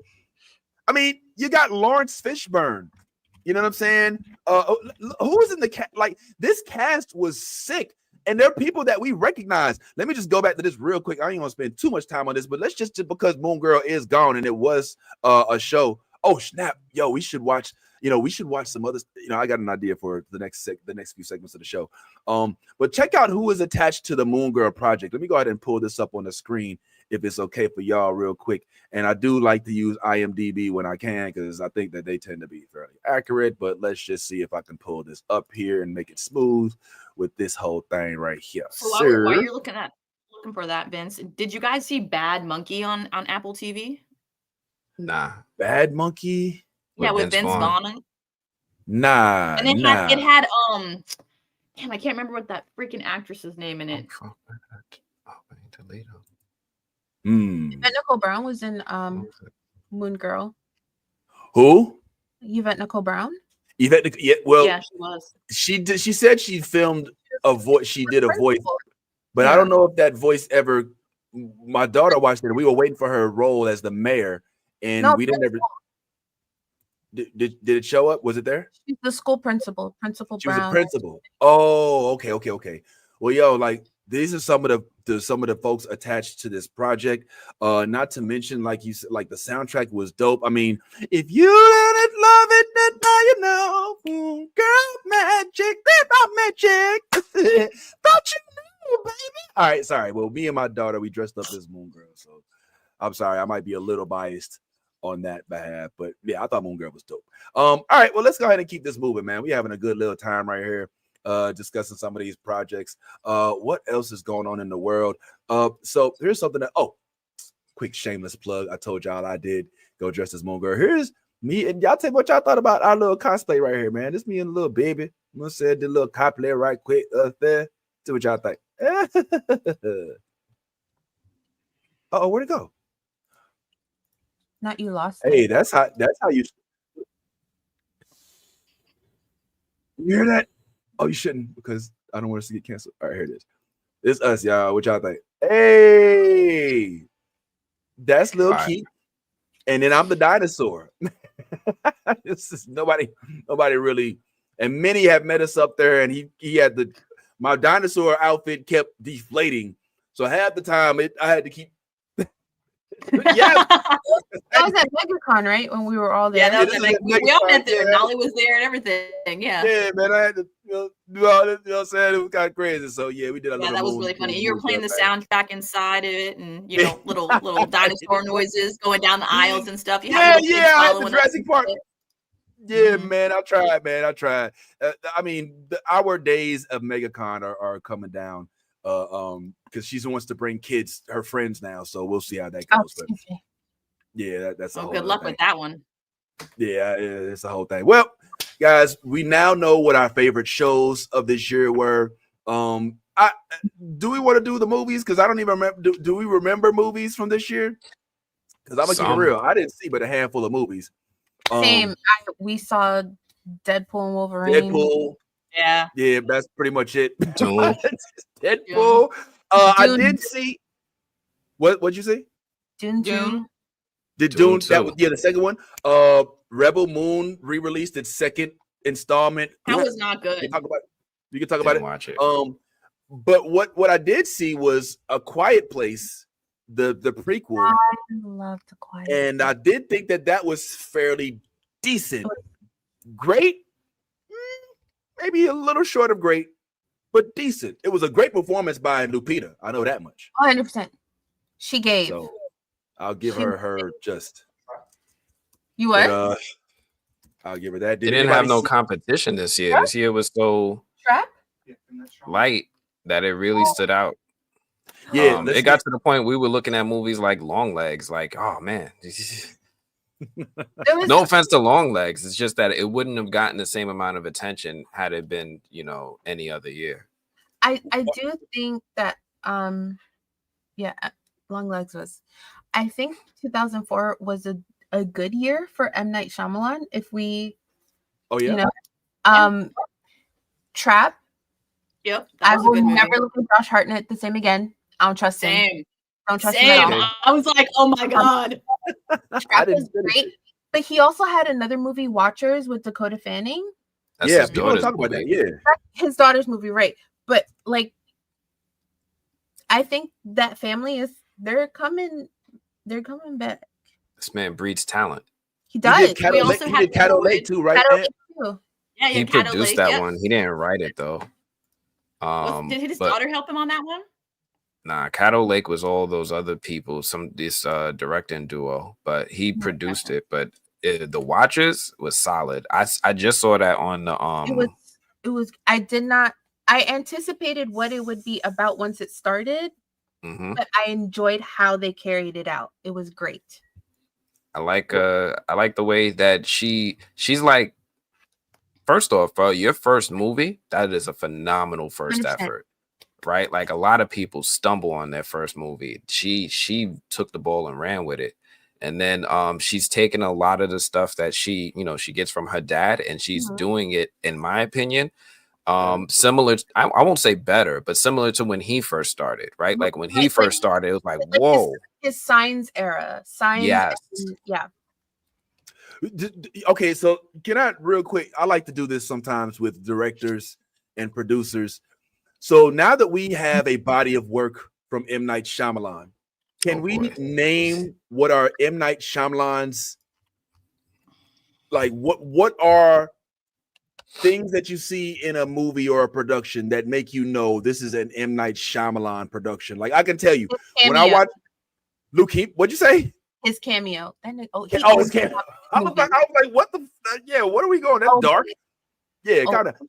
Okay. So his cameo, he does a cameo. Does he always do a cameo? I know he was in Unbreakable and he was in Trap, and he was in Signs, and he was in Sixth Sense. Okay, all right. He be showing up. No, The Watchers he co-produced with his daughter. So yeah, they were both on it. That was good. Knock at the Cabin was not great, but The Watchers was great. Like gold. In M. Night Shyamalan movies, I always know that. Well, I always expect that before the end of the movie, something's going to be revealed that makes me know that everything that I thought was what it was isn't what it was. Yep. Yeah. Like The Village. Yeah, like The Village. Oh, why is it that I feel like I'm the only one who respected The Village? So it's funny because I saw The Village at a drive-in movie theater. So we were in the middle of the woods, pitch black, and I was freaking out. I was like, oh my God, this is terrifying. And then I was like, this son of a bitch. I don't even know. The Village is such a crazy twist. I don't even want to tell. Like I don't even want to give it away. Like if you take the time to watch The Village, then you deserve the payoff of seeing how it ends. So, but yeah, that was one of my first M. Night Shyamalans where I ain't gonna lie. At the end of it, Nolly, I had to. I was like, oh. Yes. I was like, wait a minute. So you mean to tell me this whole time? You know what I'm saying? Like, I'm sorry. We being cryptic as hell. Sorry, y'all in the comments, man. What's up in the comment? He also has one movie that doesn't really have a twist, The Lady in the Water, and I love that movie. Like I bought the DVD. Like that was such a good movie. Paul Giamatti. So good. Yeah, Lady in the Water, and that was I think that came right after Sixth Sense. Yes, so, it came like right after Sixth Sense in The Village. Yeah. What's up, Yaz? I'll say before we wrap up, like once we're done with this, before we wrap up on like the 2024 movies, there were a couple of more still on the list that were like pretty decent movies. So, for example, Fall Guy was not that bad with Ryan Gosling and what you call it, and Emily Blunt. Emily Blunt. And then Twisters. Yo, I saw Twisters. I don't even like the first one. but I love the second one. I didn't hate it. I want to say I liked it. I think I liked it. I mean, it wasn't the first one. I think the only thing, spoiler alert, the only thing, and I'm not going to tell too much, but the only thing that I think that I was a little thrown off with was I expected them to tie the two twisters together. They did, but they did it with such a thin string. You know what I'm saying? Like the girl who's the star of Twisters is basically like the daughter of one of the side characters from the original Twisters. So it's not like Bill Paxton or Helen Hunt, their original characters, which were dominant in that first one. But it was good. No, and they still had the red truck. They still had Dorothy. You know what I'm saying? They had a lot. Dorothy. I don't even really like. My husband is a diehard Twister, like original Twister fan movie, and I don't even like the original. But the second one, I will definitely rewatch that shit. Why don't you like the original? It's so boring to me. I fall asleep every fucking time I watch that movie. You know what? I don't know, man. I just cannot. I don't know what it is about that fucking movie. I think it's because I've seen it so many times. My husband loves it. I can't stand it. It's like what the disdain that Anthony has for James Gunn. I have it for Twister. It's just what it is. Okay, we're just gonna let that one the fuck go. Okay, that's how it is. Shout out to Mr. Young Dome. Shout out to Mr. Young Dome. I watched Outer Range, and that, if you think From is a mind fuck, holy shit, this shit is a mind fuck, bro. This with Josh Brolin, and they're in some place out in, I want to say Wyoming, and some time traveling hole keeps popping up it's crazy. It's crazy, but it feels like it's trying to be dark, and it's not dark. And by dark, I mean the actual show called Dark, where you can't change whatever it is you want to in time by going back in time. All you do is cement what you are, what ends up happening. So I think that's good. Yeah, I think that Lisa, I agree with you. There weren't that many movies this year. There weren't a lot of blockbusters. I mean, Deadpool was the big breakout Marvel Jesus cinematic, and then it's so sad to see Aaron Taylor. I don't know what's going to happen with this man's career. Like, I mean, he was Quicksilver. Now he is fine. Okay, he's fine. He's going to be in 28 years later. Thank you. He's fine. Yeah, he's in 28 years later. Ghostbusters Frozen Empire came out this year. It did. That was all right. That was all right. It wasn't bad, I guess. It wasn't. That's what we could say. It wasn't bad. I mean, that's all I can say. It wasn't bad. Yeah, it was not bad. I really had higher hopes for it.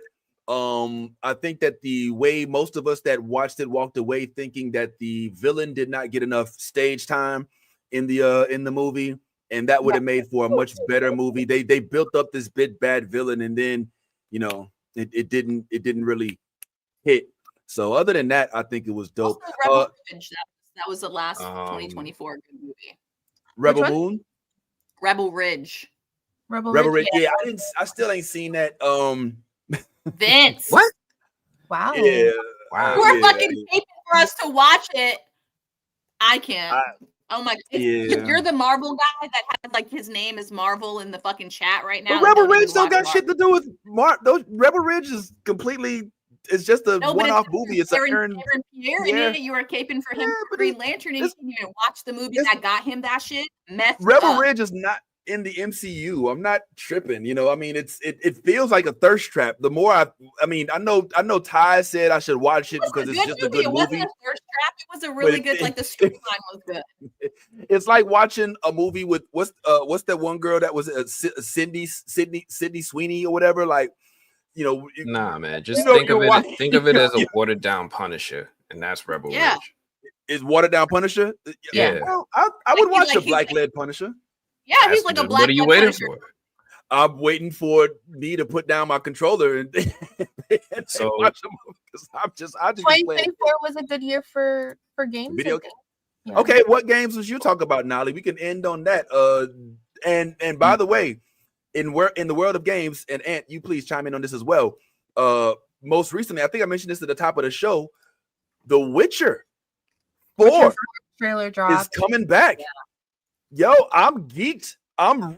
Witcher is one of them games. It takes like 3 years to beat, but I'm here for it.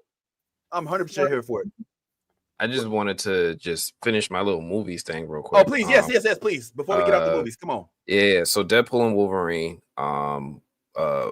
Dune, Civil War stuck with me. I like Civil War. I did like. Oh man, that you know what? Yeah. Can I? If you're easily triggered, can you watch that? What do you mean by easily triggered? By like politics?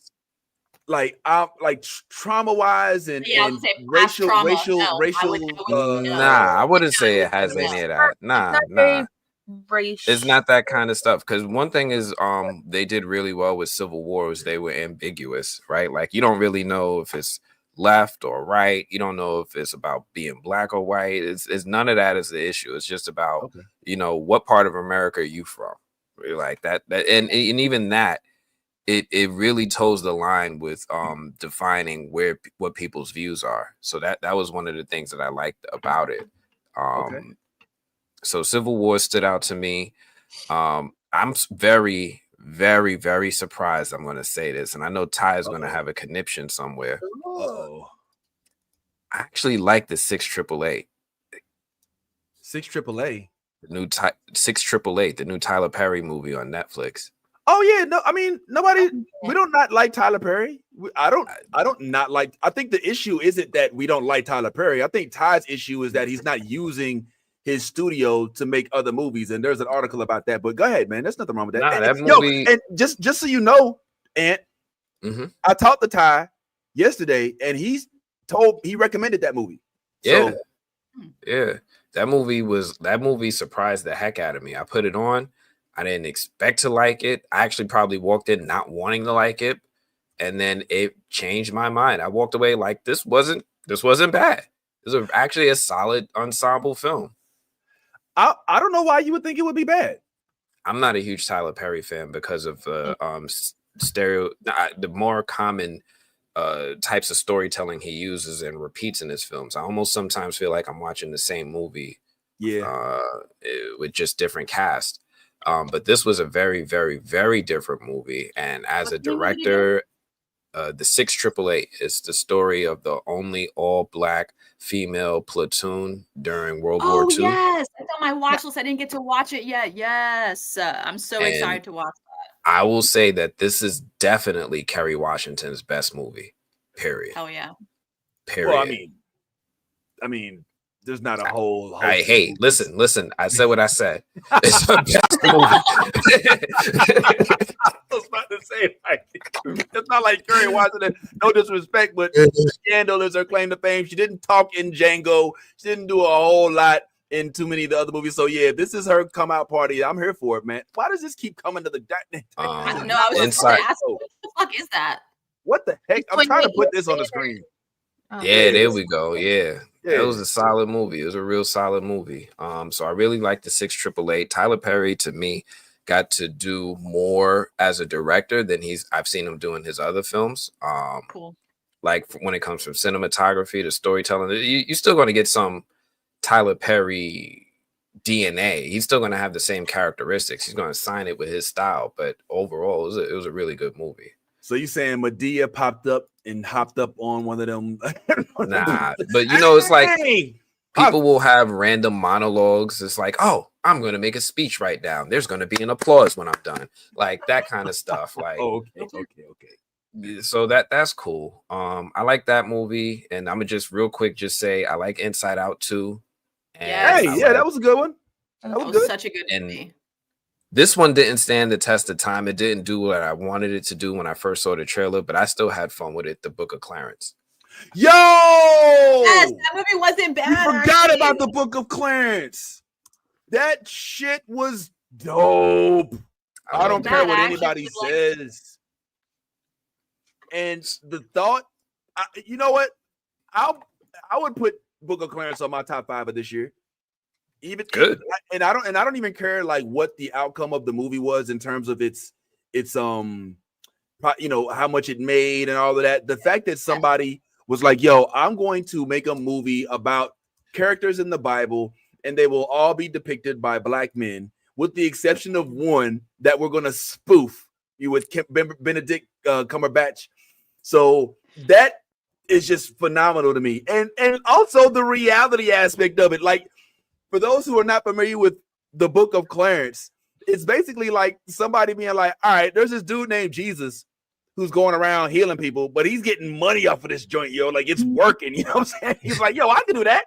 Why can't I do that? You know what I'm saying? Because that's how it works. It's like when you see somebody posting skits and you're like, I can make skits. Somebody shooting I can shoot a basketball.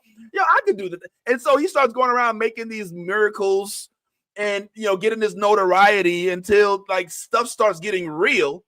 And then there's a whole different place that it takes. But just the fact that they didn't just say, you know, it'd be a good idea, and just said it and let it go by the wayside, but that they put the pen to the paper, scripted it out, went ahead and hired black actors, went ahead and got a studio and put this to fruition.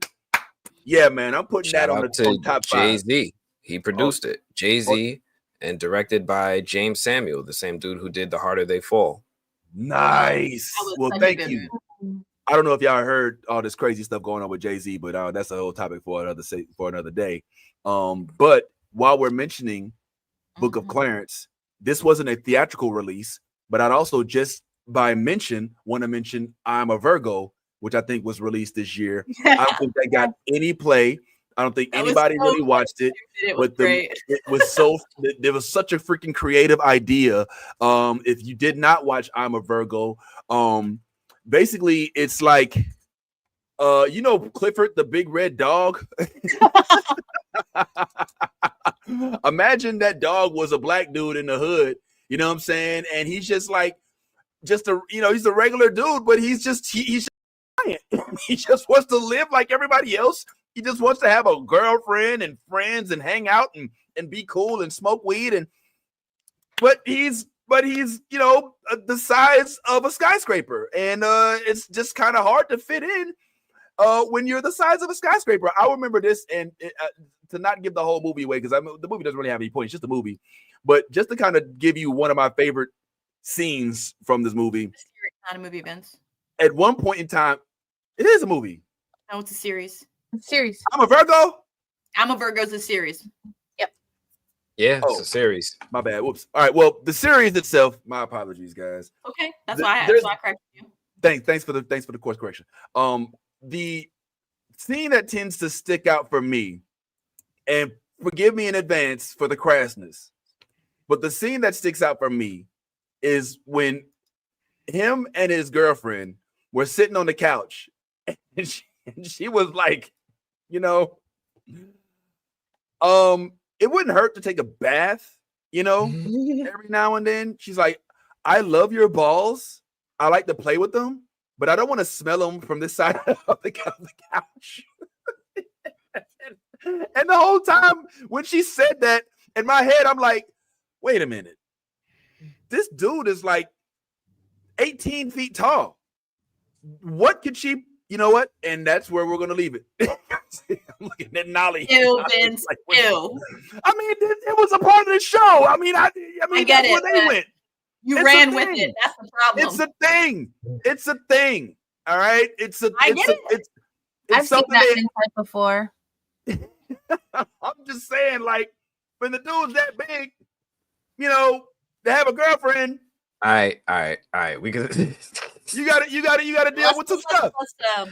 Let's move on. That's all I'm saying. I so can hear like Ty in my ear. Cut, Vince. Cut. They didn't go into that, but I digress and say that it's a production. I believe it's worth at least exploring if you don't have too much going on. That was the point I'm trying to make. I'm not nasty, y'all. I just think that way. So yeah, those are some of the projects that I saw, man. And of course, obviously, From took up a lot of our time. Arcane took up, but we didn't even get into Arcane, honestly. And I don't know if we can do it today or not if y'all want to. But yeah, man, it's been quite a year of different things. What else has happened this year that's been noteworthy? I'm not gonna lie, like things are so. Did Barbie, was that this year or last year? That was last year, right? That was last year. Barbie was such a vibe. It penetrated like all cultures. It was pink this, pink that, pink everywhere. Dare I say we'll probably have a part 2. What else happened this year? Mr. Smith happened this year. Mr. and Mrs. Smith. Yo, I liked that show. Yes. Right. We're Did you getting like it? another season 2 with like a new couple, aren't we? Yeah, from what I understand, we're supposed to get a whole new Mr. and Mrs. Smith without Donald Glover and the young lady that played him. And that was another one of those shows where we started off and we was giving it the side eye, like, but then halfway through it, we're like, okay, I get it. My That's it.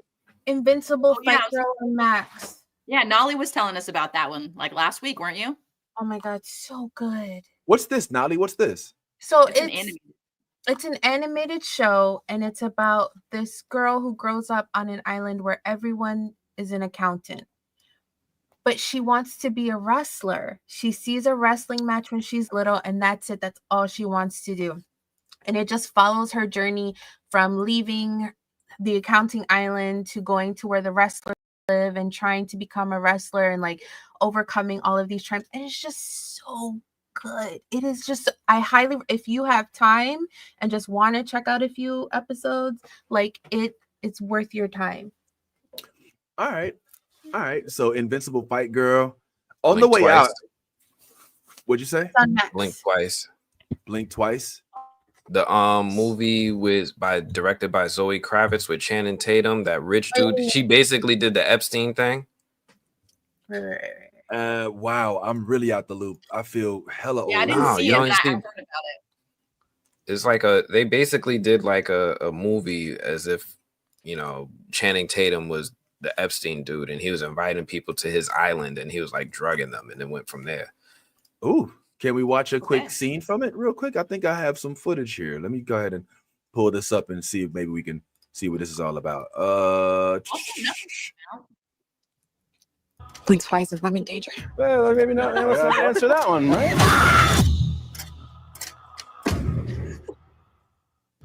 Blink twice if I'm in danger. Well, maybe not. Let's not answer that one, right?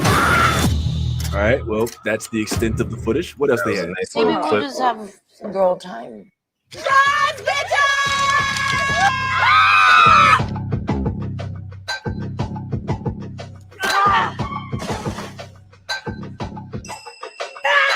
Oh, I needed this. It's available on MGM Plus. It's on Prime too. I'm gonna have to watch this. It's a solid movie. Zoe Kravitz did her thing. Whoa, Zoe. Okay, Zoe. I see you. Whoa.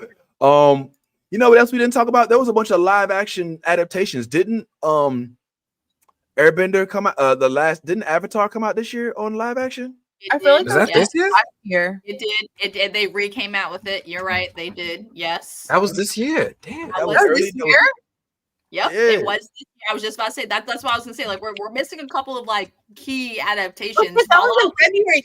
Yo, this year. Yo, TV was cooking this year.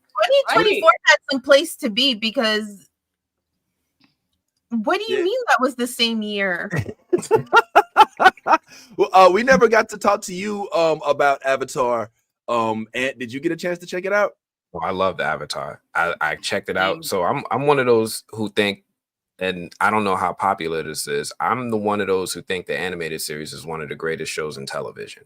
Yeah, you're saying. Like, I put it up there with Game of Thrones. It's like, I never listened whoa, to used to say lemurs. I put it up there with Game of Thrones. I think the animated series, the way that they handle characters, character development, the going from your adolescent to your adult age, handling friendships, handling maturation, looking for father figures when you don't have any. It touches on so many real life stuff, and they package it into a cartoon so well.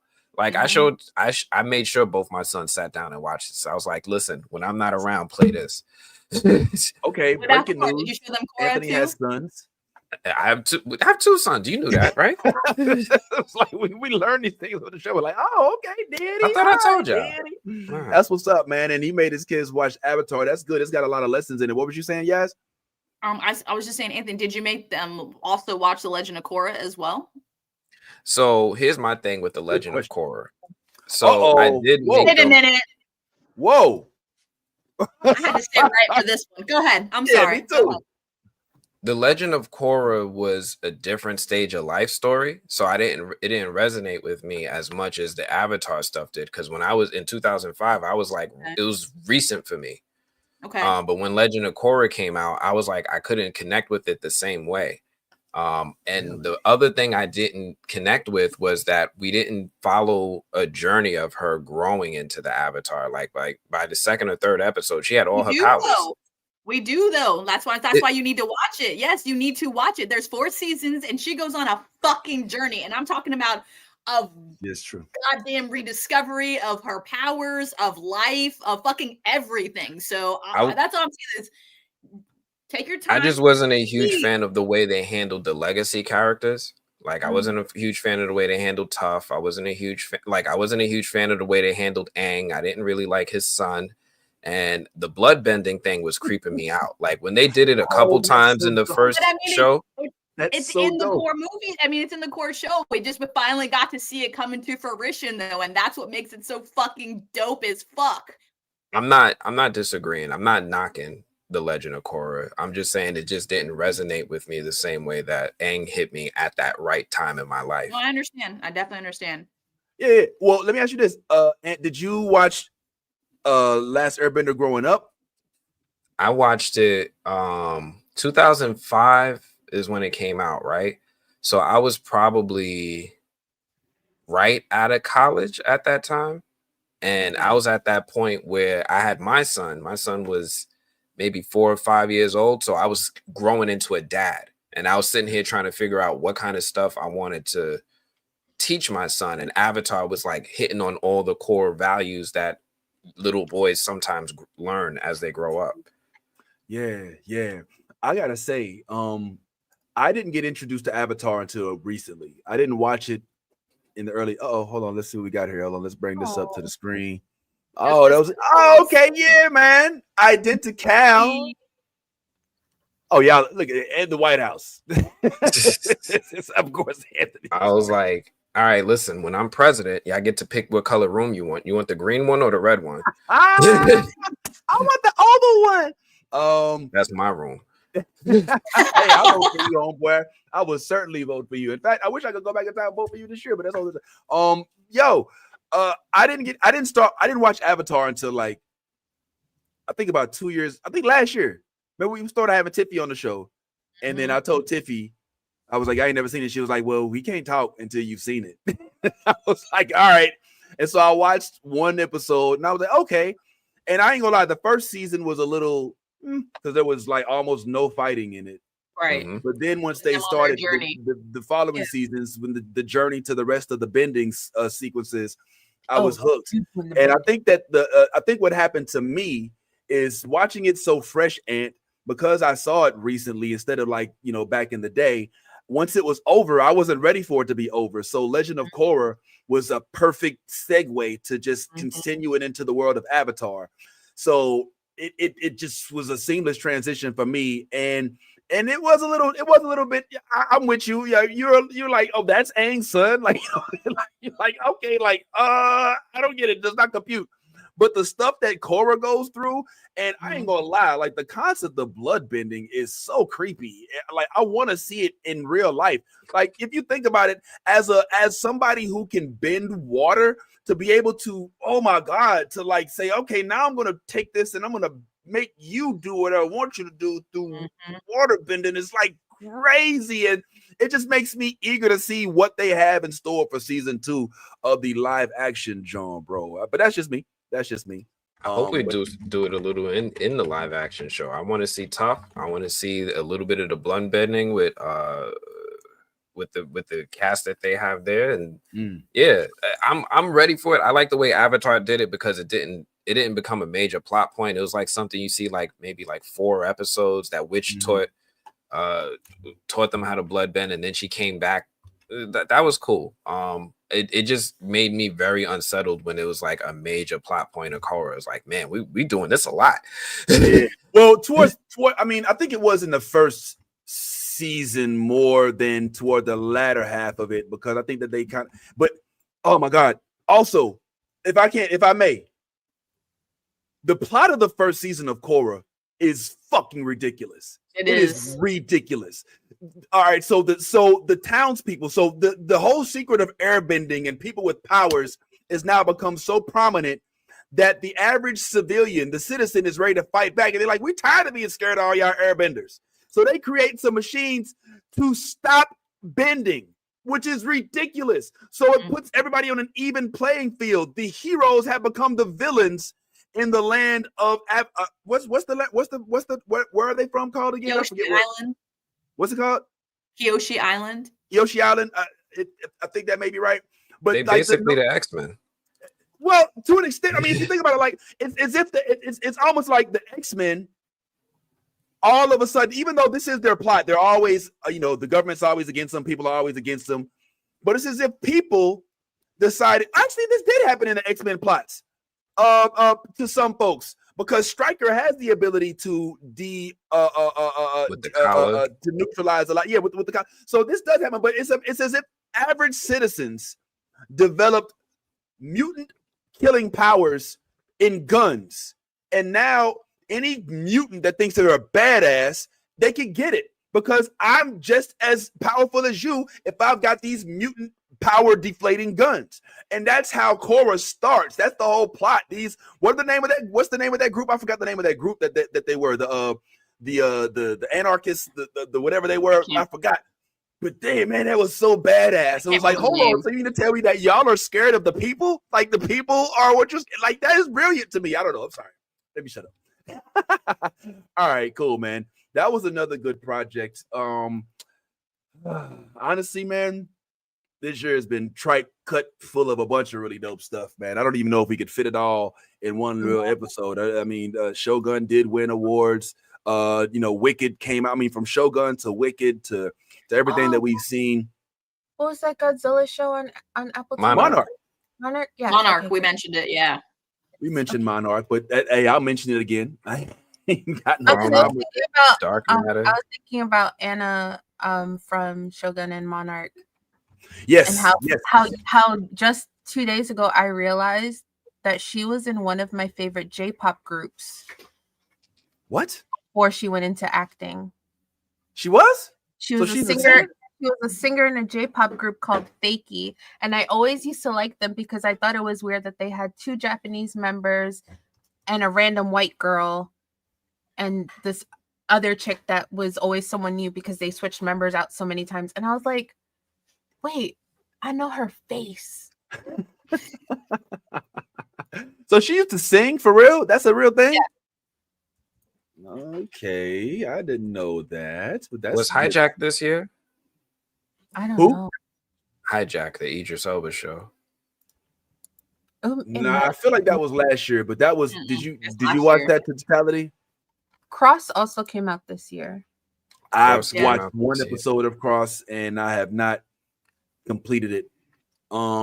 Here's a couple other things for those who are interested that did come out this year. Maybe we can look at this and use it as reference. So Dear Santa, I didn't see that. I don't even know. Spaceman. Yes. It wasn't bad. It was a kid movie. The Dear Santa. Never Let Go. I didn't see that. Did anybody see the platform too? I did. Did you see it, guys? It didn't hit. It didn't hit. The first one was way better than the second one. I was so disappointed. I was like looking forward to it too because of how like crazy the first movie was, but this one is just I don't know. The second one was like disgusting kind of, and it was just like I turned it off halfway through. It was. Oh wow, you didn't make it all the way through. I watched it all the way through, but it did not have the same impact the first one. Did anybody else watch it? Yeah, you liked it, Nali? Did you feel it? Nah, it didn't. The first one, like the first one. Yeah, I was waiting for it to get better. I mean, I like the characters in it, but I didn't like the way that they went with it. So that's the whole thing. Monkey Man. Did we see Monkey Man? Yeah, that was. Oh no, I didn't see that one. It was all right. It was all right. I know Omar was really excited about it. It's on one of the streaming services. I'm planning on watching it, but I have not seen it. So in the comments, if you saw it, if you see, yeah, I talked about Agatha. Okay, let me go to the comment section real quick. Let me not neglect though. shout out to those that are watching and that are listening. Still, we are going over our 2-hour allotment today since this is our last live broadcast for the year. We did talk about Agatha Link, and yes, we spoke. Oh, you speaking on movies directly? I don't know why I'm reading like I just learned how to read. But yeah, we spoke on a lot of the movies thus far. Link, and I think TV. this is and the TV stuff. I think you are a follower. Welcome to the chat of Anthony's. And yeah, we've discussed a lot. In fact, just to kind of recap, Anthony, if you don't mind, Anthony's favorite shows were Penguin, Rings of Power, The Three-Body Problem, Blue-Eyed Samurai, and X-Men 97. And From that didn't was make my list, and I know they over there like, what? yeah, From didn't make the list of top 5. Now we don't know top 10, 20. Top 10 it would have made it. Top 5, it's just a really, really, really good year for TV. Like now that I remember Avatar, I'm sitting here like it still probably wouldn't make 5 either, but it's definitely in the 10. Okay. Right. It was a really good year for TV, and I've said this a couple times about From. The one thing that I had a problem with From was the pacing. A lot of these great shows, where the characters start at the beginning of the episode and where they are needs to progress when the episode ends. I can't have the episode ending with the same place that they started and feel like I'm fully satisfied. A lot of these other shows just did that a lot better. Honestly, Penguin is a master class in it. It's a fucking masterpiece in the way that wherever Penguin started at the beginning of the episode, all his relationships changed. All of his friends, his allies, we're enemies now, and I'm still here for it. All the way up until the last few minutes. Even though I was spoiled about how the show ended, I still enjoyed every fucking second. That's crazy. It doesn't take away from it at all. Like it's coming, but you just don't see it coming. It's like, oh yeah, all right. no, right. Like I love that show. I love that show so much. It's just I didn't know I was gonna like it. It reinvigorated my interest in the Matt Reeves universe. Thank you. It was just so good, and the rewatchability. Like it's one of those things I feel like you can put on, and if it's on, you might just get arrested. You might just sit down and be like, all right, I guess this is what we're doing now. I had plans, but not anymore. I can only imagine, y'all, if Anthony hadn't been spoiled, how much doper he would have even thought this project was. I mean, because that was one of the key moments in that show was how it ended with Vic. And for him to know it and still feel the way he does, it's crazy. But Link, yeah, but it doesn't happen until the end, like the last few minutes. So I mean, like that, literally. I think that kind of helped you out too. You know what I'm saying? And like the way it was done was like you did not expect that shit to happen when it happened. You're like, what the fuck, man? He just what? So yeah, I agree. It's definitely one of them joints where I enjoyed the journey as much as I enjoyed the destination. I'll be honest, I'm shocked at that, because if something's spoiled, especially something that significant, it takes away from my enjoyment. Let me tell you a real quick story. When I went to go see the Force Awakens, when Star Wars first reemerged, I mean, think about it. That's huge. This is J.J. Abrams bringing Star Wars back to the big screen in major fashion. I actually flew to the Chinese Ming Dynasty Theater over in LA to watch the red carpet with Carrie Fisher and all of those folks. And I'm on this app called Periscope, which at the time was like MySpace Live or, whatever, what I'm saying? It was like, it's our version of YouTube Live today. And while I'm in there, I'm sitting there talking to what Kai Cenat calls the chat. What up, chat? And I'm about to go into Star Wars, man. Y'all wish me luck, man. All right, Hey, is that real? Are you serious? Somebody commented the end. somebody. Spoiler alert. All right. It's been about 20 years since the movie was released, but spoiler alert. Somebody typed into the comment section of my live, Han Solo dies. And I was like, wait, what? What? Excuse me? What? And the whole movie, I'm sitting there waiting. Is it real? Was it real? Did it really happen? Was it a thing? Sure enough, bro. So kudos to you for still liking it, because it kind of ruined my experience. Yaz decided to list Shogun, Blue-Eyed Samurai, Rings of Power, From, and Arcane for her favorite projects this year, so we thought that was pretty dope. We also had Nolly, who had Shogun as well. Penguin also. Fallout, which I don't think we talked about enough, frankly. That's just my opinion. Arcane, the same, and X-Men 97. And of course, your boy, I put Vox Machina, Penguin, Arcane, X-Men 97, and I never did put a fifth one down there. I think I'm going to use Rings of Power because I think I like that one too. But that's what we got for this year, and that's pretty much what it is. What are we looking forward to next year? What are we looking forward to before we go in 2025? The projects that we're the most excited about. Any idea? While you're thinking about that, let me put up a couple of things that are coming out. What you said now? Video games. Oh yeah, we didn't do video games. Did you want to do video games real quick? My bad. I'm all over the place. No. Like 2025 is gonna have some good shit. Like Elden Ring is getting a co-op game, which is great because Dark Souls games always have a co-op option, but this game is going to be purely a co-op experience. So it's not like you have to get to a certain place and then you can summon your friends. As you start off playing with them, and it's going to be 3-day sessions where the monsters in the world gets harder by the end of the 3rd day, and you have to like survive the night in order to beat the experience. And the map and the monsters will always be changing, they said. So I'm like super excited about that because I love to torture myself. I'm a glutton for punishment. What else is Witcher 4 is coming out next year. Oh, I'm so geeked about Witcher. In fact, I think I have a trailer for Witcher. But keep talking, Nali.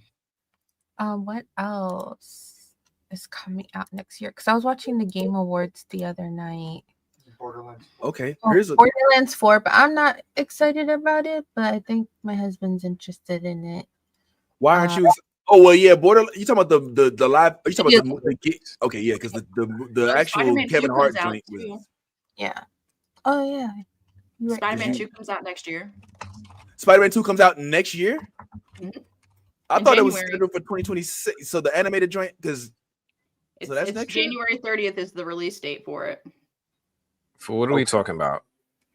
So right now Video we're talking game? about things that we're looking forward to in 2025. Video games, movies, shows, whatever it is that you're looking forward to. How to Train Your Dragon.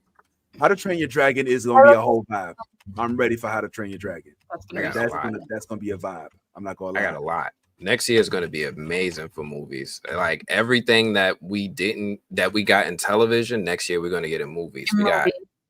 We got hopefully the Spider-Verse Part 3. I'm hoping that comes out. Yeah, we just announced that. Mm-hmm. We got the Superman movie coming out. Are you excited about that, Ant? I'm looking forward to it. I can't say I'm excited, but it's really going to kick off the DCU. And you know, there are shades of things that I like in the animated films. Like, here's my hope. I'm hoping it's a lot like the Justice League cartoon. If they just bring the Justice League cartoon come to life, I'm great with that. And we already know Mr. Terrific is in it, so that's a good start. That is exciting. And in some of the actual still shots that I saw, it looks like they're doing them way better than they did them on Arrow. So I'm looking forward to that. We got Avatar 3. I like the Avatar series, the James Cameron joints. We got Sinners coming out. Hold on, wait. Yes, you just said yep, because this panel has been very, very. I like Avatar. Okay, y'all were the ones not liking. I like Avatar. Anything live action, animated. What I'm gonna do? What I'm gonna do with with blue Ferngully? What am I do? What am I do with it? I'm saying I like Avatar. I've been liked it, so I don't know what the confusion was. Like I have no idea.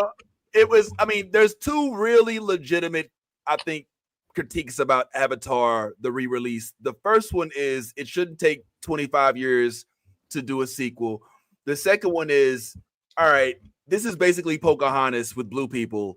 For some people, they didn't necessarily like that concept, but I'm kind of in between. I don't think it should have taken as long. I'm not as mad as the redirecting of the story of American colonization. But I do. But I like seeing the kids in Avatar play around with each other, and I like how they attach to the wolves and shit. I don't know if they always have to, attached physically to their their pets to get them to run. But that's a whole other story. What else you got on that list, Ant? Sinners, the joint with Michael B. Jordan and Ryan Coogler, that looks incredible, like a vampire. Like I'm ready for that. Black 28 Vampires, years so later. ready. 28 I years. am excited for 28 years later. Can we watch that trailer? Because You want to hit that? You want to get that copyright? Is it if not if you do it on Instagram, right? Like they hit it with there too. Everywhere. Yeah. All right. Well, if we don't watch it with sound, maybe. But I don't want it to mess up the broadcast. Let me just see if it's even on here yet. 28 years. Oh, that's not even on here yet, so we can't even. Did anybody watch Alien Romulus? I love Alien Romulus. Thank you. It was good. It was what an alien movie should be, but it's also it's the starter for the Alien TV show that's coming out next year, which I'm excited for. Are we? Alien's one of those franchises I feel like has been dying. It's kind of beat up and ran over a little bit. Like, I think did you see the last one? Did you see that? I didn't see the last one, so that's probably. But I mean, I ain't gonna lie. When I saw, not like all that other stuff. It's not okay because I screamed. The one right before that was what was it? It was the one with I think Idris Elba was in it. Alien. The Prometheus. No, it's not like that. It's not like that. I didn't like that, and it turned me off. It's not right like none back of that. to the roots of what Aliens was. Did you like the old ones? The first two? Sigourney It's Weaver, like that. Yeah, just act like those other movies didn't happen. Even ADP? Are you supposed to pretend ADP didn't happen? This is Alien 1.5. Yeah, okay. I can't watch that shit. Oh, it's so good. Yes, it's such a pussy. I swear for God. No, fuck that. I gotta see what it is. I got like a texture issue, and there's just too much texture in that shit, and I can't. But you love Stranger Things. You freaking you'll watch. It's so different than Stranger Things. Stop playing games, okay? Because in reality, women give birth and shit, and like I'm just saying. There's too many parallels in that shit, bro. No. There is all of that. That is true. What else is coming out that we looking forward to? I think that's it. Born Again. Daredevil Born Again. This is a test of time. Yo, this show has so much writing on it. Daredevil Born Again, because this show has to prove to us Marvel fans that we should still watch Marvel stuff, even though it's on Disney Plus. That's what I'm taking away from this. I think that the Daredevil show has a lot riding on it because it is still one of the last really dope TV shows outside of like Punisher and all that. So yeah, Born Again, absolutely on the list. What about the Fantastic Four movie? Y'all looking forward to that? I don't know if I'm like excited about it, but I will watch it, obviously. Here's what got me intrigued about the Fantastic Four movie. I'm wondering, because we all know what's going to happen. When do we get to meet Victor Von Doom?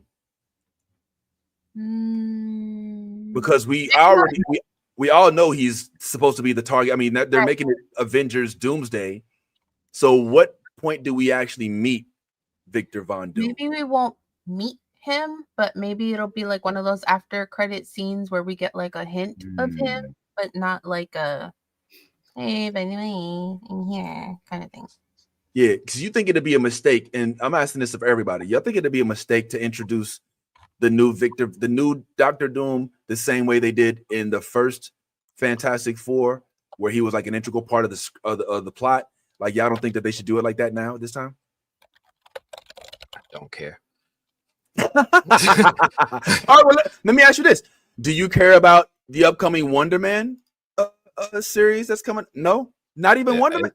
It's a waste of a great actor. Like one thing I'm really disappointed in with Marvel right now is that they're getting these great black actors and they're giving them like characters that people aren't invested in. They did it with Giancarlo. They threw him in the Captain America movie just to, I don't know, play some some random Captain America villain that'll probably die before the end of the movie. Yep. And Yahya Abdul-Mateen is like he's a really, really great actor. And to put him on a character that's a pacifist and an actor, and then you're going to team him up with Ben Kingsley's You know, his character, and we all remember how we reacted to his character when we found out he wasn't the Mandarin. Is not giving me good vibes. Okay. What up? You agree? Will I watch it? Yes. Am I looking forward to it? No. No. That's fair.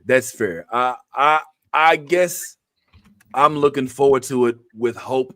Wonder Man's one of the few that people have not gone completely ape shit about the race swap. You know, he's a pacifist. Well, I think that the allure for any character is within their powers and their range of powers and how they use them. So I'm interested in seeing. Well, I'm interested in seeing how he uses this and where he ends up finding himself in the Marvel universe. You know, this is a completely new character. This isn't like some of the stuff that we've gotten where we get the Secret Invasion. That's characters we know. Loki, we already know Loki. Falcon and Winter Soldier, we know these characters. The only ones that we have even in the Ironheart, we were introduced to Ironheart, which is coming up. By the way, I have a clip on that actually got me a little excited, but I'm still very cautious because I think that they're going to do her wrong. For some reason, I just had this bad feeling that they're about to do Riri wrong. But I think that that if done well, you know, dare I say, WandaVision-esque, not in the spirit with that type of writing, but just in the surprise, oh my God, this was good and I didn't expect it to be type thing. I think that this could have some staying power. But like you, I don't share the enthusiasm for the project. I'm just eager to see it so I can know whether or not I should like it or not. You know what I'm saying? So that's another 2025 thing that we got to look forward to. I feel like in terms of Marvel, 2025 only has me excited for Daredevil for sure, and I'm a little curious about Thunderbolts. Little curious? Yeah. Oh, curious. Why not a lot curious? Because Marvel hasn't really given us much that's good lately. So I'm a little skeptical. Cautiously, I got you. But I am curious because I do like the characters that are in it, and I think Nova is in Thunderbolts. I heard Nova, Sentry. I think they did actually end up casting Sentry. Yeah. Bucky should be back in the Thunderbolts. Yes. Harrison Ford is General Ross. I think we should have the Taskmaster, Yelena, excuse me. Yeah. Red Guardian. So yeah, I think that the Thunderbolts. Now, my concern is that when you have a group like this, you know, it doesn't always end well because, you know, let's think back to Eternals, you know, didn't necessarily go as well as we'd like. Fantastic Four. So I'm a little nervous about. Was great. The problem is people. You think so? People. What was great? I loved Eternals. I liked it. I liked it a lot. I feel like people tried to eat that shit up without giving it a chance, like they did the Marvels. And then we end up with what happened, where it panned when it was released, but then on streaming it does great. Yeah, it wasn't bad. You know what I honestly think was one of the detriments of Eternals was the timing of its release, because Eternals was released not too long after after Endgame, if I'm not mistaken, and we still had Endgame energy on our minds, right? Like, we're not willing to accept a movie that has. It had other movies before it. It had a Spider-Man movie. It had Black Widow. A group movie of an ensemble cast where there's multiple characters with powers. Okay, well, Black Widow was about Black Widow. Another team. It was another team movie. It was centered around Black Widow. It had Red Guardian and it had her little sister in it and everything. But when we're talking about Eternals, like, we're talking about multiple plot lines. And I also think that Angelina Jolie gave a breakout performance despite the fact she didn't really get a lot of recognition for it. But I think that if Eternals came out today, which there's nothing stopping it from coming out today. The movie didn't have that much of a tie, with the exception of the fact that people were like, well, where was y'all when Thanos came? You know what I'm saying? And they had to like do a whole 15-minute explanation as to why they was we don't, that's not what we do, you know. All right, cool. But when it finally came about that basically they're here fighting their own war, I mean, the whole plot of Eternals was basically internal. That movie could have come out 2 years ago and had this, and I think that it would have been received a little differently because it would have been so far removed from any other ensemble cast movie. But that's just the theory. I'm gonna start getting ready to wrap things up here, guys, here in a little bit. Just a couple more projects that I'm anticipating coming up. I'm curious about. Anybody here is at all excited about the upcoming, since we're talking Marvel, Captain America, the New World movie that's supposed to be dropping here sometime pretty soon? Nobody? Nope, nobody. Comes out Valentine's Day. Nobody. Not a lot of people are going to spend their Valentine's Day watching that movie. It's going to be review bombs, obviously. It's led by a Black man. We already know that, first and foremost. But I think we probably could have done without Falcon and Winter Soldier and just added some of that shit into whatever Captain America is going to be and go from there, because I don't think Captain and whatever the fuck that was, I don't think it did us any favors. I don't think it did us any favors to set us up for this movie. And it just feels like a placeholder, like they didn't know what to do, so they're doing this to kind of move the storyline along. But also, where in the storyline are they? Because we went from like multiverse shit to some other shit, and I'm just very confused as to where we're supposed to be now, because now we're not doing the multiverse shit anymore. And it's like, okay, so where do you fall? What's going on? I need answers. I don't know if I want to pay to go see it, but I'm probably gonna go see it anyway. No, let me push back on that a little bit. I think we could not have had a Captain America movie without that show, because I think a lot of the stuff that Captain America 4 is going to focus on is stuff that came out. Did we lose Ant? Did Ant just wake up? Did I talk Ant to sleep, man? All right, we're gonna wrap. We almost done, Ant. Captain America put me to sleep. Oh, okay. Well, listen. Let me just say this: in Captain America in Falcon and Winter Soldier, we did get introduced to a Patriot. All right, who's a member of the Young Avengers. It was Isaiah Bradley's grandson. Remember when he walked in, he's like, "That's my grandson," and y'all gonna see him again. Trust me. You gonna see. We were introduced to a lot of characters who ain't come back yet. Where's Blade? Well, that's another thing. That was the next thing I was going to talk about on my list, because that's on the 2025 list. It's supposed to be reviewed. No, it ain't. Released in it got no release date. They took it off. They took it off. Yeah, they took off But Captain America, Falcon becomes Captain America in Falcon and Winter Soldier. That was the purpose of the story of the. They could have did that in the movie. It would have taken up too much time. We don't. No, I don't want to see that. It didn't have to. That movie could have just been. They can write things however they want. They can do literally whatever they want. And if they wanted to make a movie with this dude turning into Captain America, they could have. The only issue I think they would have had is that there would have been a lot of pushback from people who's like, "That's not my Cap." Right. And I think that's why they buffered it with the 6 episodes. I agree. I agree. I don't like what they're gonna do with Carl Rumley though, like the older Captain America, where he's gonna Isaiah Bradley, yeah. What do you mean you don't like what they're gonna do with him? From what I understand, that movie is gonna make him like become like a Winter Soldier, right? Like he's gonna get controlled, and I don't want a repeat of the same movie with black cast swapping in for what they did in the white cast movie. Like I want an original story. I don't think that. I would hope. Let me say that's not the major plot line, especially when we have a General Ross becoming a Red Hulk. We kind of know that that's going to be one of the major feats in this movie. But at the same time, I don't want to see a remake of Winter Soldier with Isaiah Bradley, but I do want Isaiah Bradley to get his flowers. I do want him to be recognized as the original Captain America who was shot with a super serum, who was just made into a villain instead of given the opportunity to have a hero. I mean, to be a hero with the shield. And if they can expound more into that, which was one of the best parts of the show, then I'm here for it. I've never liked Captain America.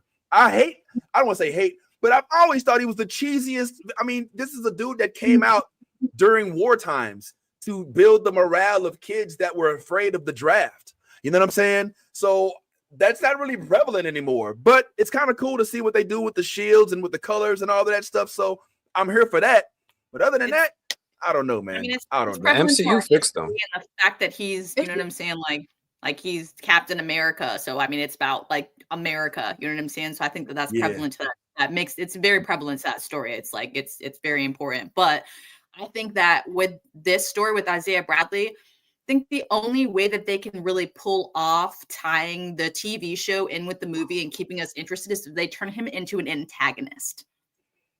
Right. Well, very similar to like Killmonger. You know what I'm saying? Like because of what he went through, it turned him into, you know what I'm saying, what he is now, because he was pushed back, he was hidden, you know what I'm saying? Like they basically dropped him back off in the neighborhood and was like, thank you for all you did. We don't need you no more. You know what I'm saying? Like, you know, and so I think that might be like, you know what I'm saying? That would resonate, I think, a little bit better. Him getting his justice on like him basically being pushed into the background. So I think that would be an okay storyline for us to catch on. Show me all the stuff that happened to him. Do flashbacks and show me him in his prime, going through Nazi camps, taking out World War II. It looked like it's just a present day story. I would be okay if they said, nah, we're going to do a story during World War II with Black Captain America and Falcon and them are tying it into a present day plot. That's what I would love. But I want to see everything Isaiah Bradley did because they talked about it in the TV show, but they never showed it. Right. Yeah. I think that I would hope that this project delves deeper into that. And just based off some of the stuff I'm seeing in this clip right here with different versions of Isaiah Bradley, some younger, some older, I would assume that should be a part of it. And this also is going to answer the question as to whether or not Anthony Mackie can handle a movie of this caliber with just his star power. We saw that Twisted Metal didn't do what it was supposed to, even though it got picked up for another season. We saw that these other projects that he's in are not necessarily getting these rave reviews. So here's Marvel and Disney putting their weight behind Anthony Mackie in hopes that he can carry this movie. And I hope that he doesn't have any kind of drop off just because he's not Chris Evans. I mean, I get it, he's not, but I don't know. I'm a little nervous about that. So at least he won't be alone because he'll have Danny Ramirez as Falcon. And so that'll give us a chance. That'll give us a chance to kind of focus on someone else as well, in case Anthony's not carrying it. So awesome. What's up, Yaz? Did you just learn something? I was gonna say Link just like really he just dropped like a great reminder. Remember that Red Soviet character fought his version of Cap because he kept. So maybe that might be our tie back. You see what I'm saying? Like in our flashback might be we finally get to see, you know what I'm saying, him and his true, like, you know, when that's going to be his villain. And then, like, you know what I'm saying, they meet up. Who knows if they meet up, you know what I'm saying, or if fucking the Hulk comes through, you know what I'm saying? Like that's what it looks like. I'm gonna be real, man. The whole Red Hulk, General Ross thing is such a misdirection. It's so easy to see if you're a fan of the comics where that goes. He's clearly going to be a fight scene and they're going to team up in the end. I hate to spoil it for you, but I'm sorry. Red Hulk is not the major villain of this movie, and he never was intended to be. Yes, the trials of General Ross having to struggle and whether or not he can keep his anger and keep himself from transforming, that may be a plot line, but if you're expecting General Ross as Red Hulk to be like a major factor in this, they're giving it to you in the trailers because they know it's attractive. But I think Anthony and most of us probably know that you should not expect a lot from this Red Hulk character, and don't go into the movie expecting for him to be a major. It's going to be cute for the time that it's on screen, but it's not going to be it better not be what this movie is centered around. Let's go ahead and start wrapping this up real quick, y'all. I did want to ask y'all really quick, since we are talking about some of the projects we're looking forward to, what are y'all looking forward to just in general in 2025. I mean, we're about to take a couple weeks off, and comment section as well. Want to thank y'all for hanging out. Oh yeah, that's right. Did that come out this year? Was that this year? Did Mandalorian season 3? Was that this year? Nah, there's a movie coming out next year. Oh yeah, the Mandalorian movie coming out. Oh, with Grogu. I'm looking forward to that. I'm very, very, very skeptical After the about last it. season. Yeah, I don't. Doing a movie scene. I'm ready to wrap it up. Yeah, like I don't know. I feel like Mandalorian. I don't know. It may have fallen off a little bit. That last season wasn't great, but I do love the Mandalorian and what it's done for Star Wars and for fans and things like that. But I'm ready for the movie, and then I'm ready to move on. But I think we hit Star Wars Disney fatigue, because they've just been throwing projects at us with substance, and so it's like, well, we were talking about this as one pleasant thing. Please, Skeleton Crew is different. I am enjoying that so much. Yeah. So much. Yeah, I'm liking it. Has anybody else seen Skeleton Crew yet? No. I don't have Disney no more, apparently, and Disney didn't send me no screeners, so. Yeah, Anthony is like, yo, look, wow. man, y'all know my number. You know where I'm at. If they want me to see it, they hit me up, man. I'm not mad at that, bro. That's how you should be. But yeah, Skeleton Crew did drop. And like we said from the get, it's giving Stranger Things meets Star Wars. It's giving Pirates of the Caribbean in space. It's like Goonies. It's like Goonies and Pirates of the Caribbean, basically. Like, you know what I'm saying? They're Goonie pirates. You know what I'm saying? Yeah. Like that's where I'm feeling about this, because I had to rewatch it because I was like, what the fuck am I watching right now? Like what? I'm not gonna lie though. I'm not even a parent, and this was triggering for me. I would have beat the shit out of that Wimkin. I swear to fucking God, man. He's lucky his dad didn't find his ass. Listen, he's lucky his dad didn't find his ass. That's all I'm saying. Why would you have beat him? What did he do that was so bad? Oh, his dad told him to let that shit go. He didn't let that shit go. What happened? Now Them look at motherfuckers end up in light years away. They don't know where the fuck they are. They don't know how the fuck to get home. And he didn't take just himself. He took fucking 3 other kids with his ass. You know what I'm saying? No, I mean, come on. You act like he went out of. Wim's gonna get an ass beating when he gets hit. That kid's gonna be on one of those kid leashes when his dad gets a hold of him. He is not letting that motherfucker go no more. He's like, nope, Wim, come back here. I'm telling you, man. I was like, what the fuck? This kid just, bye, dad. I'm going to different galaxies. What? And I don't even know how to get home, bro. It's not how it happened. Come on now. He didn't just crank the keys and say I'll be back. He totally did. He was like, oh, look at the robot. Oh, it turned on. Oh no. Well, this is an adventure, you guys. Let's just have fun. You don't want to go home. This is gonna be so much fun. I'm telling you, that kid deserves an ass beating. He deserves an ass beating. He wants to be a Jedi, man. You know what I'm saying? I mean, okay. He don't even know if that man was a Jedi. He's like, you a Jedi? It's good. I think I love when they give us Star Wars stories that are not solely focused on the Jedi Sith conversation. Yes. That's why I very much love Andor. But this, I was pleasantly surprised. I went in with very low expectations after Ahsoka and whatnot, and so this it was very good. It was like good. You like it? Okay. Yeah. I haven't looked, but I'm pretty certain that if I look at this, I'm almost certain that Dave Filoni probably has nothing to do with this project, which is why we like it. It's by the dude who did No Way Home. No Way. Oh, wow. Hello. Okay. Yeah, they're not going. They ain't going home for sure. John Watts. Yeah, he produced Skeleton Crew. I think he might direct some episodes too. But I think that's what it is, Nolly. It's we take us away from Dave Filoni and his 5th installment of Rebels, which is basically what Ahsoka was. And now we have an original story based on characters that we have no historical no historical ties to. So there's no level of expectations, and so we can just watch it and just enjoy it. So that's what I'm going to keep on doing. Hopefully Dune shows up, and Silo, I'm watching those as well. Those are fairly decent. Dune, I'm not going to lie, Dune is losing me. Silo, I'm still here. I'm still staying afloat. Yeah, Dune is losing me. Progressively, it is getting more and more convoluted, and I'm like, all right, let's get to it. Let's get to it, guys. Right. We get it. We get it. He's got powers. We get it. He's bad. What are we doing with this? What are we doing with How this? far did you get into? I'm on episode 3. I started 4, and I can't. I can keep. You didn't like the flashback scenes? I think I'm caught up. I'm caught up. Flashback scenes of him. I did. No. The young. I think it was Tula or something. Yeah. We found out who she was in love with. Yeah. Man, I'm still not. There is a missing element of relatability in this realm.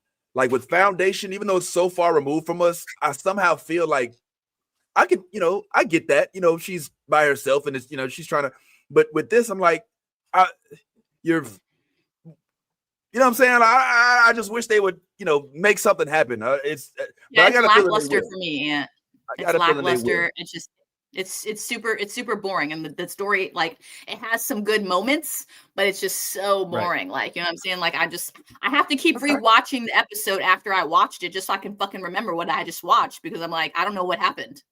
Well, at this point, it's not even that for me. At this point, like the same thing that shocked us in the first episode is the same thing they're trying to shock us with in the fourth episode. The dude is able to do some shit. Okay, great. Yeah. What are we doing with it? All right. So true. That's all I'm saying. Anthony just posted a bunch of stuff. Let's read this before we go. So I believe, Anthony, this is your summary, right, of everything that's going on right now. So let's just put this up here real quick. I'm gonna leave this on a loop. Let's check this out. So you say, in no particular order, Spider-Verse 3, Superman movies, Avatar 3, Sinners, How to Train Your Dragon, 28 years later, Predator movie, Mortal Kombat 2. These are what we're looking forward to. Oh my goodness, there's more. This is a longer list. It's a long list. Mission Impossible. Oh, I didn't even see the most recent one. Didn't y'all see it? One of them days. What is that? What is Mickey 17?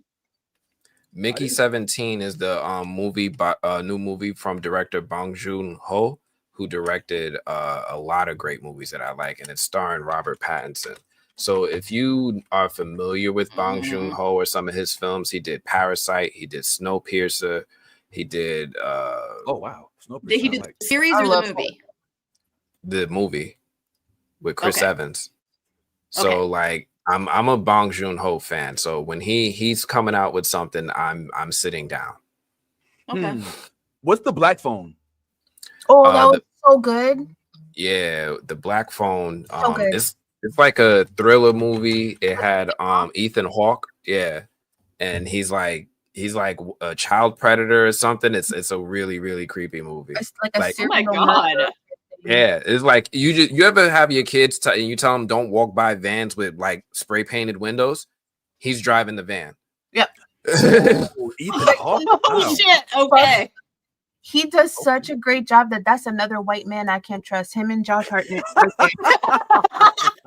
Yo, ever since Training Day, Ethan's been on the good list. Yeah, man, I'm not mad at that. Let's see what else we got going on here. Let's go back to the comment.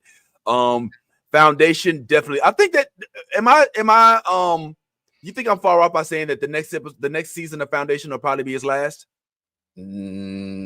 Unfortunately, no. and the reason I say that is because of what happened behind the scenes, right? The showrunner, David Goyer, he got removed from his role as showrunner like mid-production, like in the middle of filming. Like they took a hiatus for COVID, and while he was out location scouting, he announced that, or it came out in the press that he was no longer going to be the showrunner. They halted production while they found a new showrunner, and now someone else took over in the middle. So it feels like it's not the best of circumstances for Foundation season 3. Any reason why? Do we have any idea why that happened? This theories is because he was ballooning the budget. He was ballooning the budget because he was like, yo, we're going, because they already film in Prague, which is expensive because, you know, for people who don't know this, when you film in Prague, you got to fly the cast out. You got to pay for their hotel. You got to pay for their Prague is not cheap.